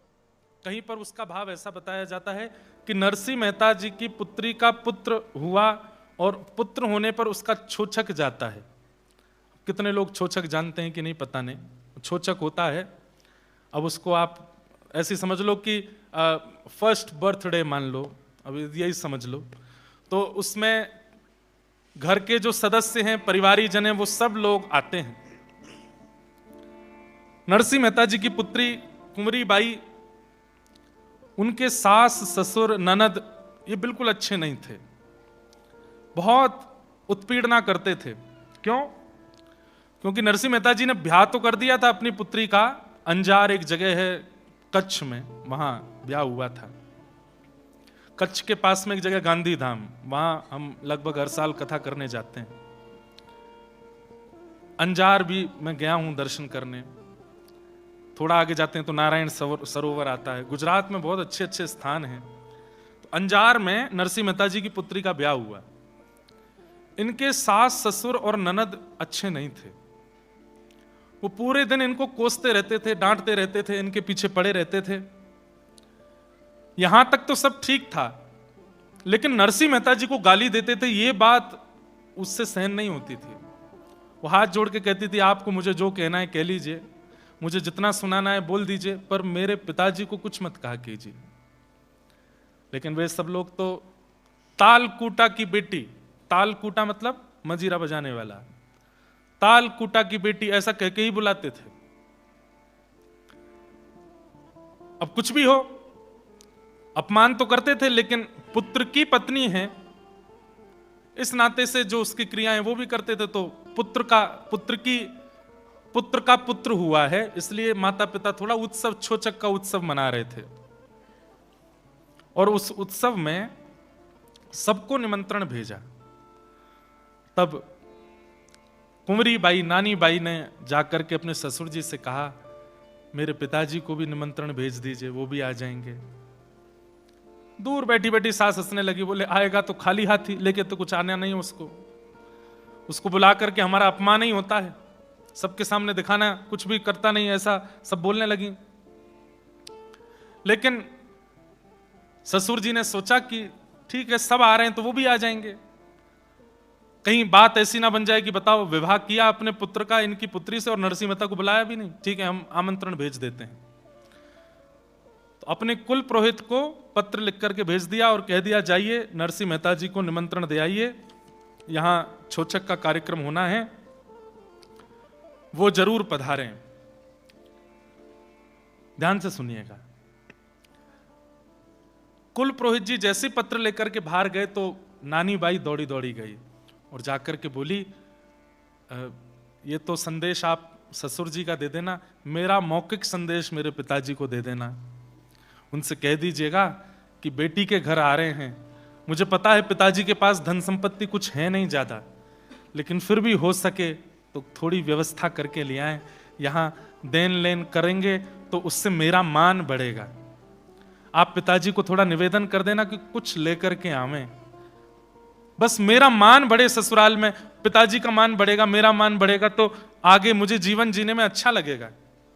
आप बस ये निवेदन मेरी तरफ से उनको कर देना, ठीक है। अब यहां वो कुल पुरोहित जी नानी बाई का संदेशा लेकर के पहुंचे नरसिंह मेहता के पास।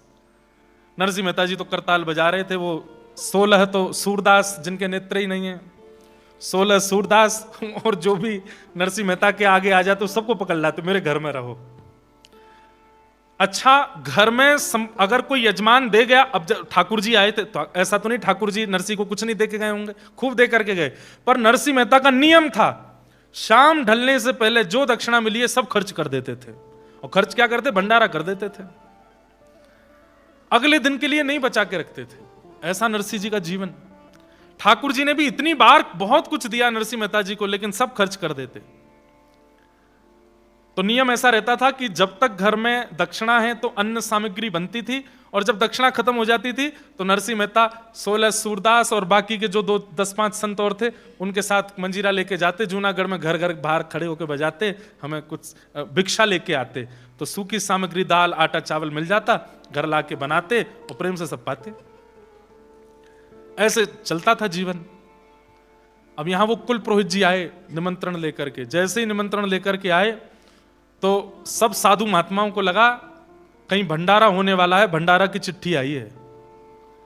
हमारे वृंदावन में आज भी भंडारा होता है तो उसकी चिट्ठी घूमती है महात्माओं के पास, धर्मशालाओं में, संतों के यहाँ, वहां फलानी जगह भंडारा है, सब आ जाना, 10-10 रुपया दक्षिणा मिलेगी। तो सब लोग बड़े प्रसन्न हो गए, बोले ओहो भंडारे की चिट्ठी आई है, 2 दिन से तो कुछ पाया नहीं। नरसिंह जी भंडारे की चिट्ठी आई है। नरसिंह जी थोड़े प्रसन्न भी हुए, थोड़े भावुक भी हो गए। हे संत महात्माओं, मैंने कितना बुरा किया ना, आप सबको अपने घर में रख लिया, प्रसाद भी नहीं मिलता इतने प्रेम से। बोले वो तो ठीक है, 2-4 दिन भूखे रहते हैं, पर जब मिलता है तो मिलता चकाचक है। कभी कभी तो तुम्हारे ऐसे यजमान आते हैं नरसिंह जी, लेकिन हमको 2-4 दिन भूखा रहना पड़े तो दिक्कत नहीं, लेकिन आज कोई चिट्ठी आई है भंडारे की। नरसिंह जी बोले दुर्भाग्य से ये भंडारे की चिट्ठी नहीं है, ये मेरी बेटी के ससुराल के कुल पुरोहित हैं, वहां का कोई संदेश लाए हैं। तो सब संत बेचारे उदास हो गए। कुल पुरोहित जी आए, संदेशा दिया, ओहो प्रसन्न हो गए, मेरी पुत्री के पुत्र का छोचक है, उसमें जाना है। नरसिंह जी बोले संत जनों आनंदित हो जाओ। बोले क्यों? बोले चलेंगे अंजार, वहां बेटी के यहाँ छोचक दे के आएंगे, वहां पाएंगे बढ़िया प्रेम से मालपुआ। बोले बहुत अच्छे। अब यहाँ वो कुल पुरोहित जी आए थे, आकर के वो खड़े हो गए। तो पत्नी ने जाकर नरसिंह जी से कहा बेटी के घर से संदेशा लेके आए हैं, कुछ खान पान तो कराना चाहिए इनको। बोले यहाँ हमारा ठिकाना नहीं, इनको कैसे खिलाएं? तो नरसिंह जी बोले एक ही तरीका है। बोले क्या? मंजीरा उठाओ, चलो जूनागढ़ में घर घर जाके कीर्तन करेंगे, तो जो सामग्री मिलेगी बना खाएंगे। एक करताल उनको भी दे दी पुरोहित जी को। बोले आप भी चलो। पुरोहित जी बोले मुझे क्या करना है? बोले आप भी करताल बजाओ। पुरोहित जी बेचारे करताल बजाते चल रहे। नरसिंह मेहता सामग्री लेकर के आए, लेकिन ठाकुर जी के नेत्र सजल हो गए। अरे नरसिंह तेरे लिए मैं बैठा हूं, मुझसे क्यों नहीं कहता एक बार भी? कीर्तन करके कमाना मंजूर है, मुझसे नहीं कहेगा।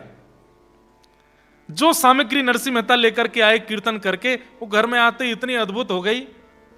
नरसिंह मेहता जी की पत्नी ने जब उस सामग्री को सिद्ध किया, इतनी अद्भुत सामग्री बनी, इतनी अद्भुत सामग्री बनी।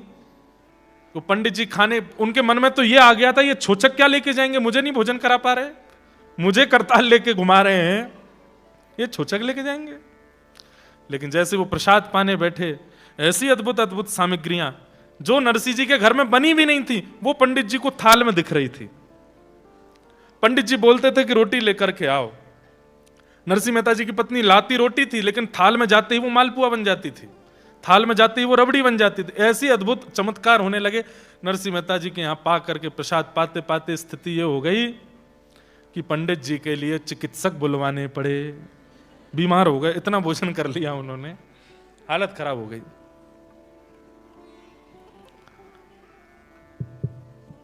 हमारे मथुरा के चतुर्वेदी ब्राह्मण, खूब अच्छी एपेटाइट है उन लोगों की, बहुत अच्छा प्रसाद पाते हैं।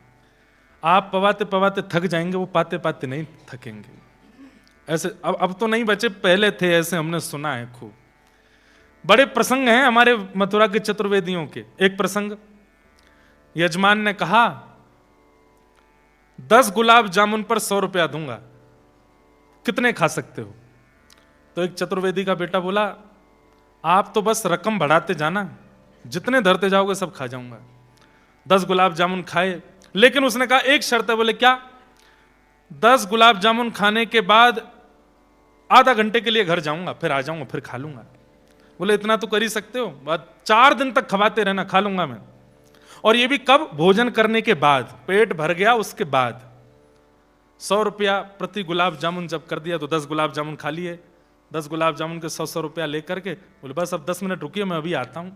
घर गए, घर जाकर के 10 मिनट में फिर आगे बोले लाओ दे दो, 20 गुलाब जामुन धरो, लेकिन रकम बढ़ाओ, 200 रुपया करो। तो 200 रुपया किया, 20 खा लो। 20 खवा दिए। बोले अब 10 मिनट को जा रहा हूँ। 10 मिनट को गया, लौट करके आए, बोले अब रकम बढ़ाओ, 300 कर दो और 30 रख दो। सेठ जी बोले एक सही बताना, मैं तुमको पूरी गड्डी दे दूंगा, ये तुम 10 मिनट के लिए घर क्यों जाते हो? बोले पहले गड्डी दो फिर बताऊंगा। गड्डी दे दी। बोले अब बताओ। तो बोले घर चलो। घर गए तो वो जुड़वा भैया थे। बोले एक बार मैं आता हूं, मैं खा के चला जाता हूं, मैं पचाता रहता हूं, ये दूसरा आ जाता है। उनके नाम थे बड्डन छुट्टन, दोनों के। एक हमारे साथ रहते हैं उनमें से।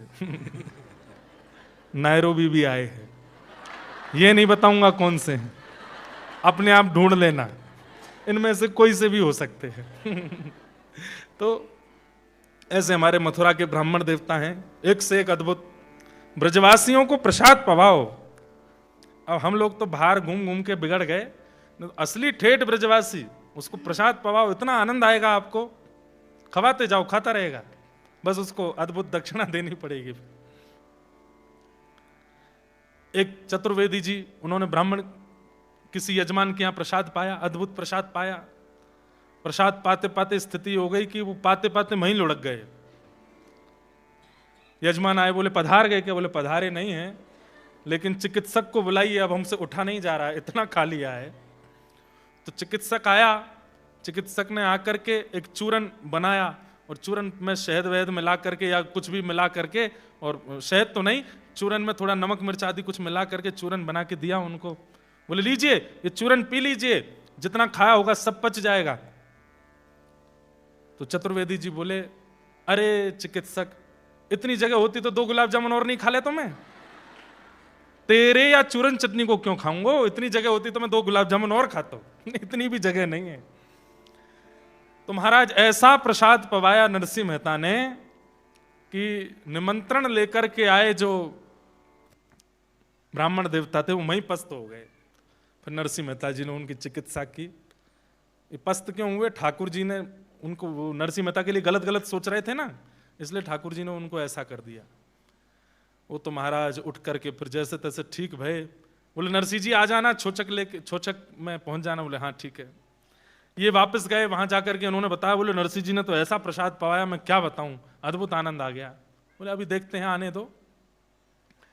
नरसिंह मेहता जी बोले भैया बेटी के यहाँ जाना है, कैसे जाएं? अंजार बहुत दूर है, जूनागढ़ एक तरफ और कच्छ। जूनागढ़ आता है सौराष्ट्र में, है? सौराष्ट्र में आता है ना जूनागढ़, सोमनाथ, द्वारिका, और अंजार कच्छ कैसे जाएं? पैदल जाएंगे तो छोचक का समय निकल जाएगा। तभी नगर में घूमे करताल लेकर के, तो कोई भी सामग्री लेकर के आते। बोले सामग्री नहीं चाहिए, कोई बैलगाड़ी हो तो हमें दे दीजिए, 10-5 दिन के लिए किराए पे हम ले जाएं। तब एक व्यक्ति इनको मिला, उसने कहा देखो मेरे बैल तो हो गए बूढ़े और बैलगाड़ी खड़ी खड़ी हो गई है जर्जर, इससे काम चल जाए तो आप ले जाओ। नरसिंह मेहता जी बोले हमें बस दे दो, हम तो बस चले जाएं। बड़े बूढ़े बैल, बिल्कुल ऐसा मतलब कि यमराज संगी चल रहे थे उनके, कि बस कब अंतिम श्वास लें हम इनको लेके जाएं। और बैलगाड़ी ऐसी कि महाराज चर्र मर्र करती हुई वो चले। नरसिंह मेहता जी बोले परिवार के साथ जाना चाहिए छोचक में। सारे सूरदास बैठा है, 16 सूरदास बैठ गए अपने कमंडल मंडल लेकर के, सब सामग्री लेकर के, और बच्चे 10 15 20 संत उनको भी बैठा दे। अब बैलगाड़ी में ज्यादा से ज्यादा 5 लोगों की जगह, उसमें 16 सूरदास और 10 महात्मा और चढ़ गए। बैलों की तो आंख बाहर आ गई, बोले कि अब हो गए कल्याण हमारे। फिर उसके बाद नरसिंह मेहता और चढ़ गए उस पर। आहा, धीरे धीरे चलने लगे बैल। थोड़ी दूर ही गए थे, जूनागढ़ से ज्यादा 1 किलोमीटर बाहर निकले थे। इतने में ही महाराज चारों चक्के चक चक करके टूट टाट गए। बेचारे सूरदास सब नीचे गिर गए, किसी की कोहनी फूट गई, किसी का सिर फूट गया, किसी के कहीं लग गई, सब गिर गिरा गए। नरसिंह मेहता भी गिर गए। नरसिंह जी बोले क्या करें, कैसे करें, ये तो बड़ी दिक्कत हो गई। बैलों के जीप बाहर निकल आई, एक तो पधारी गया, एक ही जीवित बच्चा बस। नरसिंह जी बोले अब क्या करेंगे। इतने में ही ठाकुर जी लकड़हार बनकर के आ गए। एक लकड़ी की सामग्री को सिद्ध करने वाला, सिर पर धांटा बांध करके और हाथ में महाराज सामग्री लेकर के, ऊंची धोती पहन करके। अब हर बार ठाकुर जी आते हैं, नरसिंह जी को पता चल जाता है कि ठाकुर जी, बाकियों को नहीं पता चलता। और ठाकुर जी आते ही नरसिंह जी को सौगंध देते हैं किसी को नहीं बताना कि मैं आया हूं। जैसे ही ठाकुर जी आए तो नरसिंह जी रोने लगे। नरसिंह जी कष्ट आने पर नहीं रोते, ठाकुर जी के आने पर रोते हैं कि ये मेरे कष्ट को संभालने खुद कष्ट क्यों लेते हैं। सब सूरदास नरसिंह जी को शांत करने, आप रो मत, बैलगाड़ी ठीक हो जाए। बोले मैं बैलगाड़ी के लिए नहीं रो रहा हूं, मेरे कष्ट के कारण किसी और को कष्ट होता है इसलिए रो रहा हूं। इतने में ठाकुर जी आ गए। ठाकुर जी आकर के बोले अरे भैया क्या हो गया, आप लोग सब दुखी लग रहे हैं। तो संतों ने बताया, बोले हमारी बैलगाड़ी टूट गई, हमको अंजार जाना है। ठाकुर जी बोले ये तो मेरा काम ही है, टूटे हुए जीवन को, टूटे हुए सामग्रियों को सिद्ध करना। लाओ अभी ठीक करता हूं। तुरंत ठाकुर जी ने ठोक पीट करके पूरी बैलगाड़ी बिल्कुल नई कर दी। वो ठोक पीट के नई क्या करी, उन्होंने पूरी बैलगाड़ी स्पर्श करी, वो हो ही गई नई। लेकिन बोले हमको दक्षिणा में एक चीज चाहिए। संत जन बोले हम पे कुछ नहीं है भैया, कमंडल हैं, चाहो तो इनको ले जाओ। बोले नहीं कमंडल नहीं चाहिए हमको। बोले हमको भी अंजार तक जाना है, आप अगर हमको भी इसमें बैठा लो तो बड़ी कृपा। सूरदास बोले हम तो एक दूसरे के ऊपर चढ़ के बैठे, तुम कहां बैठोगे। बोले हम अपनी जगह बना लेंगे और हम एक और आपको बढ़िया एक उपहार दे देंगे। बोले क्या आपको बैलगाड़ी नहीं चलानी, हम खुद चलाएंगे। बोले हमारे बैल भी मरने वाले हैं, बोले इनको भी मैं एक औषधि दे दूंगा, ये भी ठीक हो जाएंगे। बोले दे दो। एक औषधि जैसी निकाली, बैलों को चटाई। वो औषधि क्या थी, अमृत था वो तो। ठाकुर जी ने जैसी जीभ से स्पर्श करा, बैल तो बिल्कुल युवा हो गए, उनके कोठे निकल के आ गए, बड़े बड़े पैर हो गए और महाराज वे सबरे रहमान लगे। ठाकुर जी इतने में ही लेकर के बैठे हैं, हाथ में चाबुक और बैलगाड़ी चला रहे हैं। तीन के सारथी बने हैं ठाकुर जी। द्वापर में अर्जुन के सारथी बने हैं और कलयुग में 2 लोगों के सारथी बने हैं, और दोनों ही गुजरात के हैं, एक रामदास बोढ़ाना और दूसरे नरसिंह मेहता। इन दोनों के सारथी ठाकुर जी बने। ठाकुर जी ने तो एक बार चाबुक मारी, इतने में तो अंजार पहुंच गए। उन्होंने अपने करताल वरताल ढूंढ के कीर्तन शुरू किया ही था, इतने में ठाकुर जी बोले आ गए हो अंजार। बोले हमने तो सुना था अंजार कच्छ में है। बोले तो हाँ आ गए, कच्छ ही आ गए हम। बोले बड़ी जल्दी आ गए। बोले अब ये तो आ गए, अब आप लोग अपने अपने काम को जाओ, हम अपने घर जा रहे हैं। ठाकुर जी वहां से अंतर ध्यान हो गए। नरसिंह मेहता फिर रोने लगे, जय हो नाथ, बड़ी आपकी कृपा है। हे नाथ तेरी अपार माया, आप कितनी कृपा करते हो नाथ।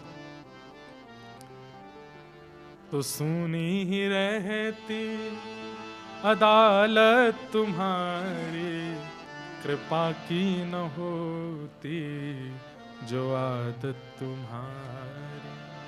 ठाकुर जी की आदत है, जैसे हर किसी की आदत होती है ना, हॉबी होती है। ठाकुर जी की आदत क्या है, कृपा करना। ये उनकी आदत है, सब पे करते हैं। बस उसका कोई विशेष अधिकारी बन जाता है ना, तो उस पर कुछ ज्यादा कर देते हैं। कृपा सब पे करते हैं। नरसिंह मेहता जी को जैसे अंजार पहुंचे तो कुल पुरोहित जी मिल गए और आ गए आप? बोले हाँ जी भैया बढ़िया आ गए। छोछक लेके आए हो? बोले हाँ लेके आए। बोले क्या लाए हो? बोले माथे पे लगाने वाला गोपी चंदन, गले में पहनने वाली कंठी माला, इससे बढ़िया क्या है छोचक। और सबको जपने के लिए माला भी लेके आए हैं। जितने लोग हमारी पुत्री के पुत्र के छोचक में आए हैं सबको चंदन लगाएंगे, गले में कंठी माला पहनाएंगे, नाम जपने के लिए माला देंगे, इसी से जीवन उद्धार होगा। इससे बढ़िया छोचक कोई हो सकता है? नरसिंह मेहता जी को नगर के बाहर एक फूटी सी धर्मशाला में रहने के लिए व्यवस्था दे दी। यहां पुत्री को पता चला तो पुत्री पहले ही गुपचुप तरीके से अपने पिता से मिलने गई। नरसिंह मेहता जी को जाकर के हृदय से लगा लिया, पिताजी आप आ गए? हाँ पिताजी, मैं जानती हूं आपका स्वभाव कैसा है, आप बिल्कुल अपने पास धन संपत्ति नहीं रखते, लेकिन मैं मानती हूं कि शायद मेरा मान बढ़ाने के लिए आप कुछ तो लाए होंगे। हाँ बेटी लाया हूं ना। क्या लाए हैं? वो तेरे सास के लिए, ससुर के लिए, देवर के लिए, ननद के लिए, संबंधियों सबके लिए चंदन लाया हूं, सबके लिए कंठी माला लाया हूं। अरे ये कंठी गले में रहेगी, चंदन सिर पर रहेगा, प्राण निकलेंगे सीधे वैकुंठ जाएंगे। और जपने के लिए माला लाया हूं बेटी। ये जीवन में इतने सारी संपत्ति लेकर के, खेल खिलौना लेकर के क्या करेंगे? इससे बढ़िया छोचक हो सकता है? पुत्री रोने लगी। आप अच्छे हैं पिताजी, पर समाज अच्छा नहीं है। वो कैसे समझेंगे आपकी इस भावना को? आप अपनी भक्ति भाव से सब कर रहे हैं, पर समाज संसार में कुछ ऐसा भी करना पड़ता है जहां दिखावा जिसको कहते हैं, उसके लिए पिताजी कुछ कर, मुझे था कि आप कोई व्यवस्था करके लाएंगे, इससे तो आप ना आते तो अच्छा था। मैं 4 बात सुन लेती कि तेरा पिता निमंत्रण के बाद भी नहीं आया, मुझे चलता, लेकिन अब आप आकर के भी कुछ नहीं करके जाएंगे तो मेरे को बहुत सुनना पड़ेगा। मुझे ये लोग मारने ना लगे पिताजी, मुझे अपने मार पिटाई आदि इनकी कोई चिंता नहीं, पर भरे सभा में कहीं आपका अपमान ना करें। आप चंदन लगाते घूमेंगे, गले में कंठी पहनाएंगे, ये आपका अपमान निश्चित करेंगे पिताजी। नरसिंह मेहता जी बोले, अभी हमने एक प्रसंग सुनाया नहीं है, नानी बाई का जब ब्याह हुआ था तब भी ठाकुर जी आए थे और आकर के सब दहेज दिया था। तो नानी बाई को नरसिंह मेहता बोले, नानी एक बात बता, अपना विवाह याद है तुझे? बोले हाँ। मेरी सामर्थ्य थी इतना अच्छा विवाह करने की? बोले नहीं। कैसे हो गया? सांवरिया सेठ की कृपा। तेरे भाई सांवलदास, उसकी बारात देखी थी? पूरे विश्व में दिखावे के लिए ऐसी बारात नहीं निकली होगी, मेरी सामर्थ्य थी। बोले नहीं। किसने किया? द्वारिकाधीश। वो तो आपके यजमान आए थे, कोई यजमान नहीं था। हर बार ठाकुर जी ही आते हैं यजमान बन करके। तेरे विवाह में सब कुछ करने के लिए ठाकुर जी आए। अरे वो तेरे भाई बन करके आए थे, तेरे रिश्तेदार बन के आए थे, तुझे उन पर भरोसा नहीं है? मैं चंदन लाया हूं, मैं तुलसी कंठी माला लाया हूं, इन सब से समाज में क्या? अरे तू ठाकुर जी पे भरोसा रख, वो सब करेंगे, उन पर विश्वास रख।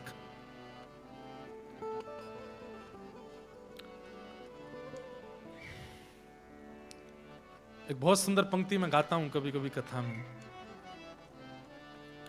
जिसको तेरा भरोसा, जिसको तेरा सहारा, जिसको तेरा भरोसा, जिसको तेरा सहारा, जिसको तेरा भरोसा, जिसको तेरा सहारा, जिसको तेरा भरोसा, जिसको तेरा सहारा, मझधार क्या करेगा, मझधार ही किनारा, मझधार क्या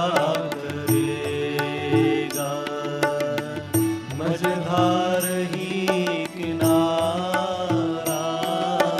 होठों पे नाम तेरा, दिल में उमंग तेरी, होठों पे नाम तेरा, दिल में उमंग तेरी। अलमर मस्त सा फिरूं मैं, छाई तरंग तेरे। अलमस्त सा फिरूं मैं, छाई तरंग तेरी। रोशन है काली रातें, पाकर तेरा उजाला। रोशन है काली रातें, पाकर तेरा उजाला। जिसको तेरा भरोसा, जिसको तेरा सहारा, जिसको तेरा भरोसा, जिसको तेरा सहारा। लाली अपने भाई पे भरोसा कर, ठाकुर जी सब मंगल करेंगे। तू निश्चिंत होकर के जा, अपने पुत्र के उत्सव को मना, मैं आऊंगा।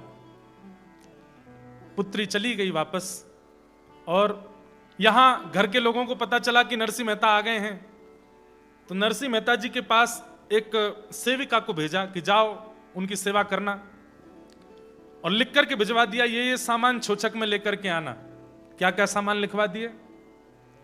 बोले हमारे घर में गणेश जी हैं, उनके लिए 1.25 लाख रुपया, उनके सोने की सामग्री। हमारे घर में नारायण भगवान हैं, उनके 1.25 लाख रुपया दक्षिणा, उनकी सोने की सामग्री। हमारे घर में अम्बे मैया भी हैं, उनकी 1.25 लाख दक्षिणा, उनकी सोने की सामग्री। हमारे घर में इतनी गैया हैं, उनके गले के लिए सोने के आभूषण, पैरों के लिए सोने के पाजेब, उनके सींगों के लिए सोने के सींग। हमारे घर में इतने घोड़े हैं, उनके लिए ये, उनके लिए वो, सबके लिए लिखवा दिया। अरे इनकी सास चिड़ में ऐसी आ गई कि आंखों के आगे जो आता है उसी का नाम लिखवाती है, इसके लिए ये लेके आना। हमारे घर में इतने दासी हैं, दास हैं, उनके लिए इतना लाना, ये लाना। पंडित जी लिखते लिखते हार गए, बोले कि भैया इतनी संपत्ति तो कुबेर ही ला सकता है। अरे मैया बूढ़ी हो गई हो, क्या लिखवा रही हो? बोले तुम लिखते जाओ बस, अब तो मौका मिला है, नरसी आएगा, पूरे सभा के सामने इसका अपमान करूंगी मैं, ये तो मौका ढूंढ ही रही थी मैं। तो पत्थर लिखो। बोले काय के पत्थर? बोले एक सोने का, एक चांदी का। बोले पत्थर का क्या करोगी? बोले एक पे बैठूंगी, उस पर बैठ के नहाया करूंगी, और चांदी के पत्थर से अपने पैर घिसा करूंगी। पत्थर भी लिखो। नरसिंह मेहता के पास पत्र लेकर के एक दाई मां लेकर के वो पत्र गई। नरसिंह मेहता की भोजन आदि की कोई व्यवस्था उन्होंने करी नहीं थी। गर्म तपता खोलता हुआ पानी लेकर के गई थी स्नान के लिए। नरसिंह मेहता ने स्पर्श किया, बोले तो बहुत गर्म पानी है, सब सूरदास बेचारे जल जाएंगे। उन्होंने कहा आप तो बहुत बड़े भक्त हो ना, मेघ मल्हार राग गा दो, बारिश हो जाएगी। ऐसा कोई राग गाओ, वर्षा का राग, वर्षा ऋतु का राग, अपने आप बादल आ जाएंगे आकाश में, नहा लेना उसी में। नरसिंह मेहता बोले आपकी बड़ी कृपा, आपने याद दिलाया। नरसिंह मेहता ने जैसे ही गाना शुरू किया, बरसन लागे मेघ चहु दिश, जैसे ही आकाश से झरझर करके जल बरसने लगा। नरसिंह मेहता ने जैसे ही गाया, काले काले बादलों ने आकर के महाराज पूरे आकाश को घेर लिया। नरसिंह मेहता सब सूरदासों को, संतों को लेकर गए, बोले यही है। क्या है? शॉवर चल रहा है, नहा लीजिए। सबको नवाया धुवाया, आनंद हुआ। लेकिन यहां तो नहा धो करके सब तिलक स्वरूप, इतनी वर्षा हुई, इतनी वर्षा हुई, इतनी वर्षा हुई कि पूरे अंजार में पानी पानी हो गया। और तो और क्या कहें, नानी बाई की जेठानी, जेठानी समझते हैं? नानी बाई की जेठानी मतलब उनके पति के बड़े भैया की वाइफ, वो जेठानी उस पानी में डूब के मर और गई, इतनी वर्षा हुई। अब तो हाहाकार मच गया, और इसका भी आरोप लगा दिया नरसिंह मेहता के ऊपर, ये पामपट आया है हमारे नगर में, इसलिए इतनी वर्षा हो गई। हमारे यहाँ छोचक मंगल कार्य था और ये देखो अपशगुन हो गया, हमारे घर में एक की मृत्यु हो गई। नरसिंह मेहता ने ठाकुर जी को प्रणाम किया, उनकी जेठानी के सामने बैठ के एक पद गाया। एक पद गाते ही वो तो जीवित होकर खड़ी हो गई। नरसिंह मेहता जी के इस भाव को सब बोले जादूगर है, जादू करना जानता है। अपना प्रभाव जमाने के लिए पहले उसके प्राण ले लिए, फिर उसके प्राण दे दिए। लोग क्या समझें कि ये भक्ति का प्रभाव है। जितनी सामग्री लेकर के पत्र में लिख करके आई थी, सब सामग्रियों को पढ़ने के लिए वहां पुरोहित जी खड़े हुए।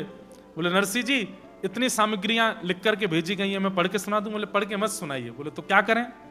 आप तो बस हमारे ठाकुर जी का स्मरण करके रख दीजिए, सब सामग्री की व्यवस्था हो जाएगी। बोले पहले तो वर्षा हुई थी जिसमें पानी गिरा था, एक जेठानी डूब के मरी थी। वर्षा विश्राम होते ही जैसे ही अपमान करना प्रारंभ किया, सभा में कुछ नहीं लेकर के आए, छोचक में खाली आज चले आए हो, तभी तबड़ तबड़ तबड़ आवाज होने लगी। बाहर जाकर के देखा 4.5 घंटे तक अंजार में सोने बरसते रहे आकाश से। घरों में लबालब भर गए, लोग बाग लूट लूट के भाग गए, एक परत पूरी सोने की अंजार में बन गई। नरसिंह मेहता ने कहा हमारे ठाकुर जी ने सब व्यवस्था करी है, आपको जितना चाहिए इससे सोना बनाओ, इससे चांदी बनाओ, इससे रत्न करो। यही हमारे ठाकुर जी के द्वारा छोचक है।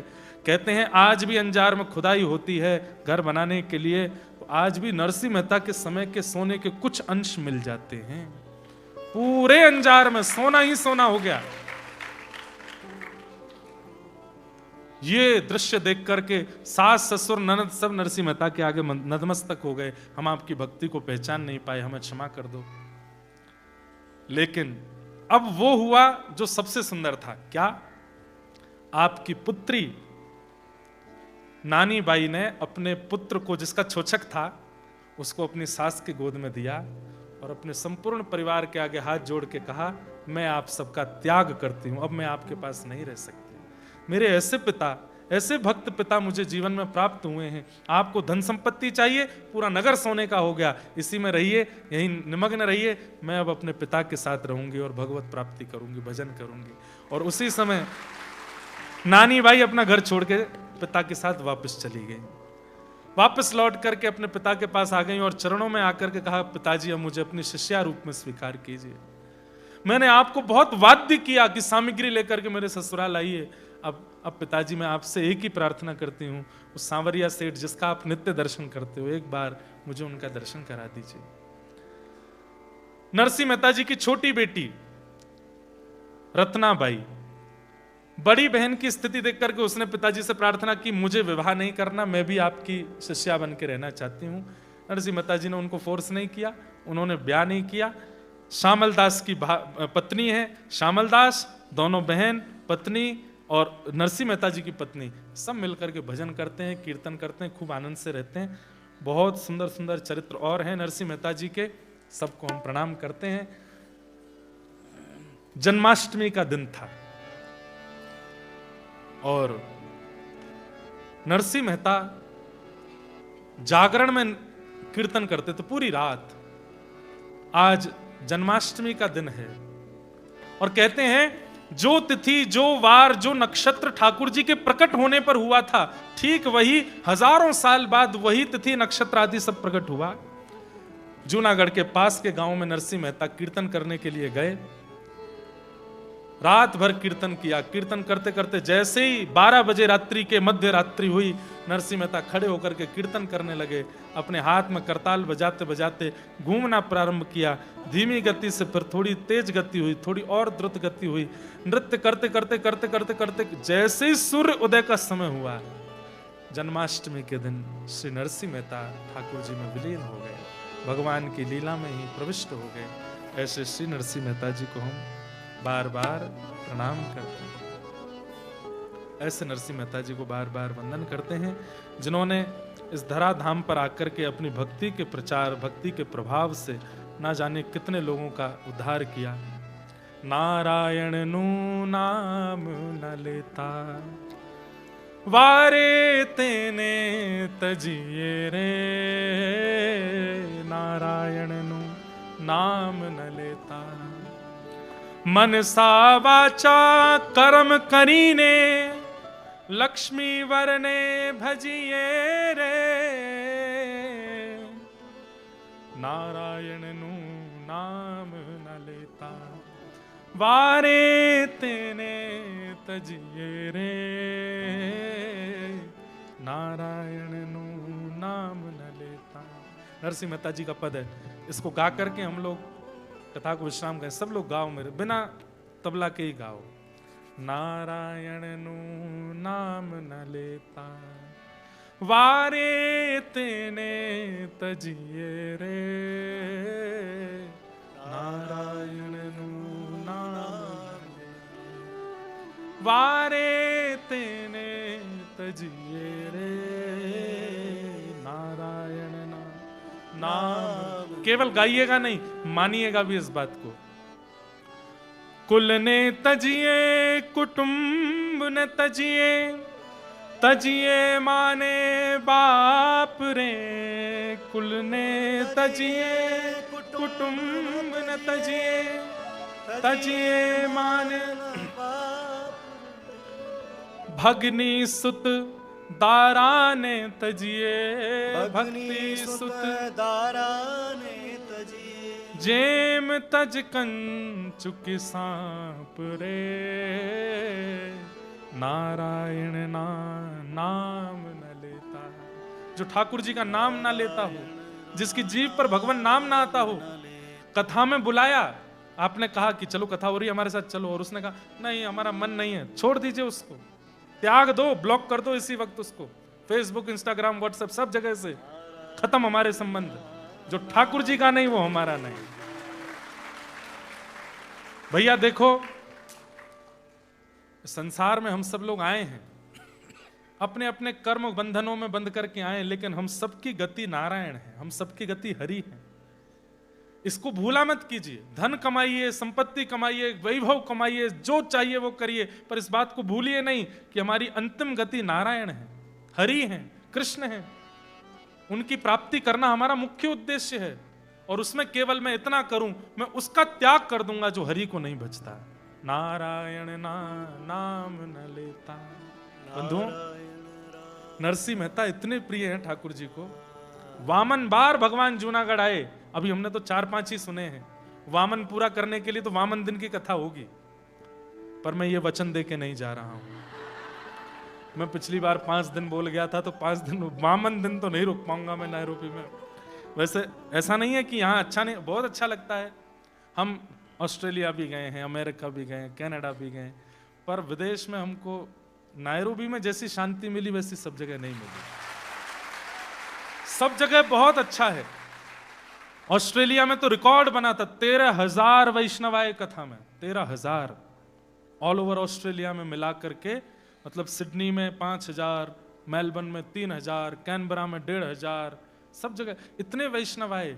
लेकिन फिर भी एक जो यहाँ के वातावरण में, यहाँ के लोगों में थोड़ी शांति है, वो शांति का अनुभव और जगह, बहुत जगह नहीं हुआ, यहाँ हुआ। इसलिए बामन दिन का भी कभी बनेगा, 10, 15, 20 साल बाद तो करेंगे।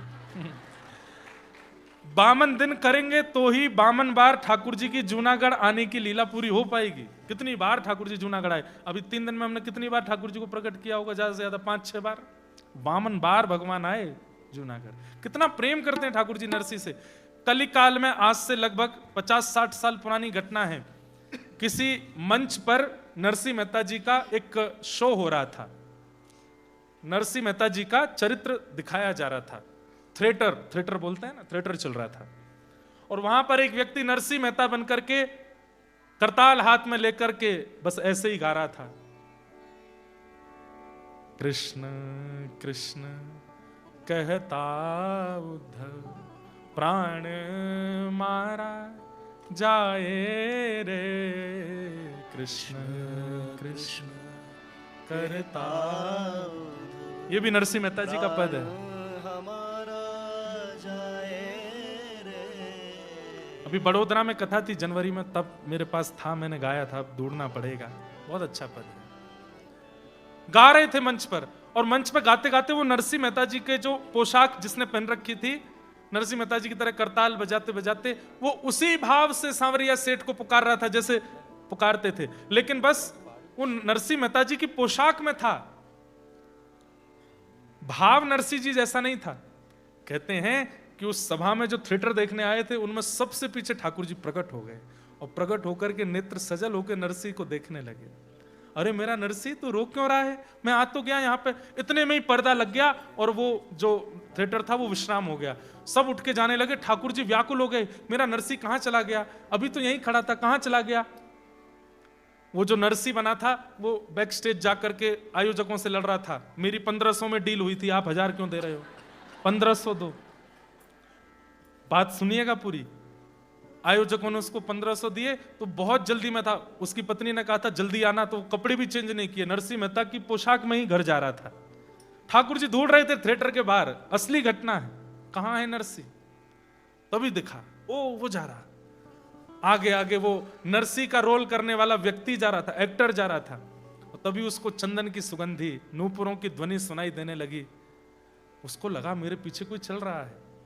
पीछे मुड़ करके जैसे देखा, नेत्र सजल हैं, शंख चक्र गदा पद्मधारी द्वारिकाधीश सांवरिया सेठ खड़े हैं, भुजा पसार करके खड़े। अरे मेरे नरसिंह तू रो क्यों रहा था, मैं तुझे देखा तू वहां रो रहा था, चला जल्दी मेरे हृदय से लग जा।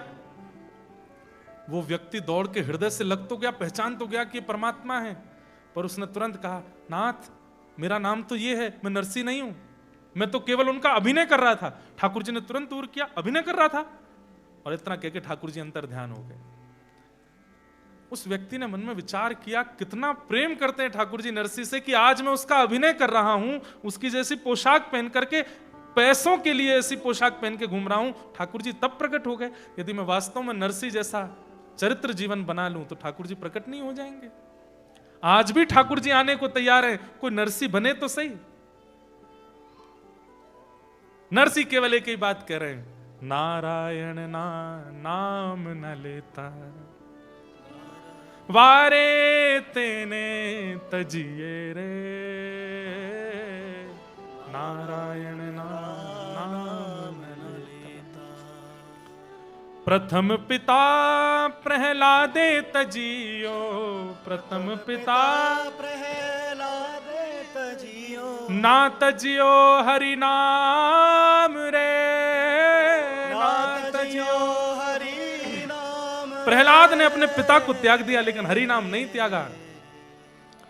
भरत शत्रुघ्न तजी जनेता, भरत शत्रुघ्न तजी जनेता, ना तजिया श्री रामा रे, ना तजिया श्री राम रे, ना तजिया श्री रामा रे, नारायण नाम न लेता, नारायण नाम न लेता, वारे तेने तजिए रे, नारायण नाम न लेता। ऋषि पत्निये श्री हरि काजे, ऋषि पत्निये श्री हरि काजे, सर्व तजी ने चाली रे, सर्व तजी ने चाली रे, बड़े नरसैयो वृंदावन मां, बड़े नरसैयो वृंदावन मां, मोहन साथे माली रे, मोहन साथे माली रे। ऋषि पत्नियां, मथुरा की ऋषियों की पत्नियां, ऋषि रोकते रहे लेकिन छोड़ करके चली गईं, क्योंकि वन में श्री कृष्ण भूखे बैठे हैं। उनको पवाने के लिए वृंदावन आकर के ठाकुर जी ने उनको अपनी गोपांगनाओं में शामिल किया। अरे भैया, सबके त्याग की बात नहीं कही जा रही है, बस उसका त्याग करो जो हरि का नहीं है। चाहे उससे आपके लाख काम बन रहे हों, लेकिन वो हरि का नहीं है तो वो हमारा नहीं हो सकता। बस नरसिंह मेहता की इस बात को मान करके हम लोग नरसिंह जी को प्रणाम करते हैं, और प्रणाम करते हुए नरसिंह जी के चरणों में बस यही प्रार्थना करते हैं कि आप कृपा करें, पुनः आप जैसी भक्ति हमारे चित्त में आए। आपके लिए 52 बार ठाकुर जी आए, हमारे लिए एक बार ही आ जाएं, एक बार ही हम पर कृपा कर दें। ऐसे नरसिंह जी को बारंबार प्रणाम करते हैं। बोलो भक्तराज श्री नरसिंह मेहता की जय, सांवरिया सेठ की जय, द्वारिकाधीश की जय, राधा गिरधर लाल की जय। आज नरसिंह जी के इस पावन चरित्र को यथासंभव हम विराम देते हैं। प्यारे राधा गिरधर लाल पधारे हैं, होली उत्सव होना है। और नरसिंह जी के भाव के बाद मन में तो ऐसा है कि नरसिंह जी का जो प्रेम है वो चित्त में ऐसा रंग छोड़ रहा है, उसके बाद कुछ और रंग की इच्छा जैसी है नहीं।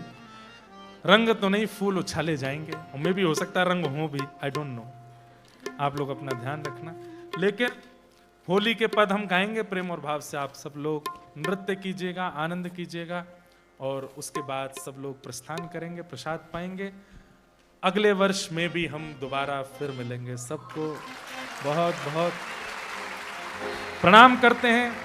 सबको जय श्री कृष्ण, जय श्री कृष्ण, जय सिया राम, जय सिया राम, जय श्रीमन नारायण। जय श्रीमन नारायण। अगली बार वर्षा होगी, पंडाल बनवाइएगा, लेकिन नीचे इतने बड़े बड़े रैंप बनवा देना, या फिर लोगों के लिए बैठने के लिए सीट नहीं, नौका की व्यवस्था रखना। तैरते तैरते सब कथा सुन लेंगे। ठाकुर जी की देखो मर्जी, देख लो,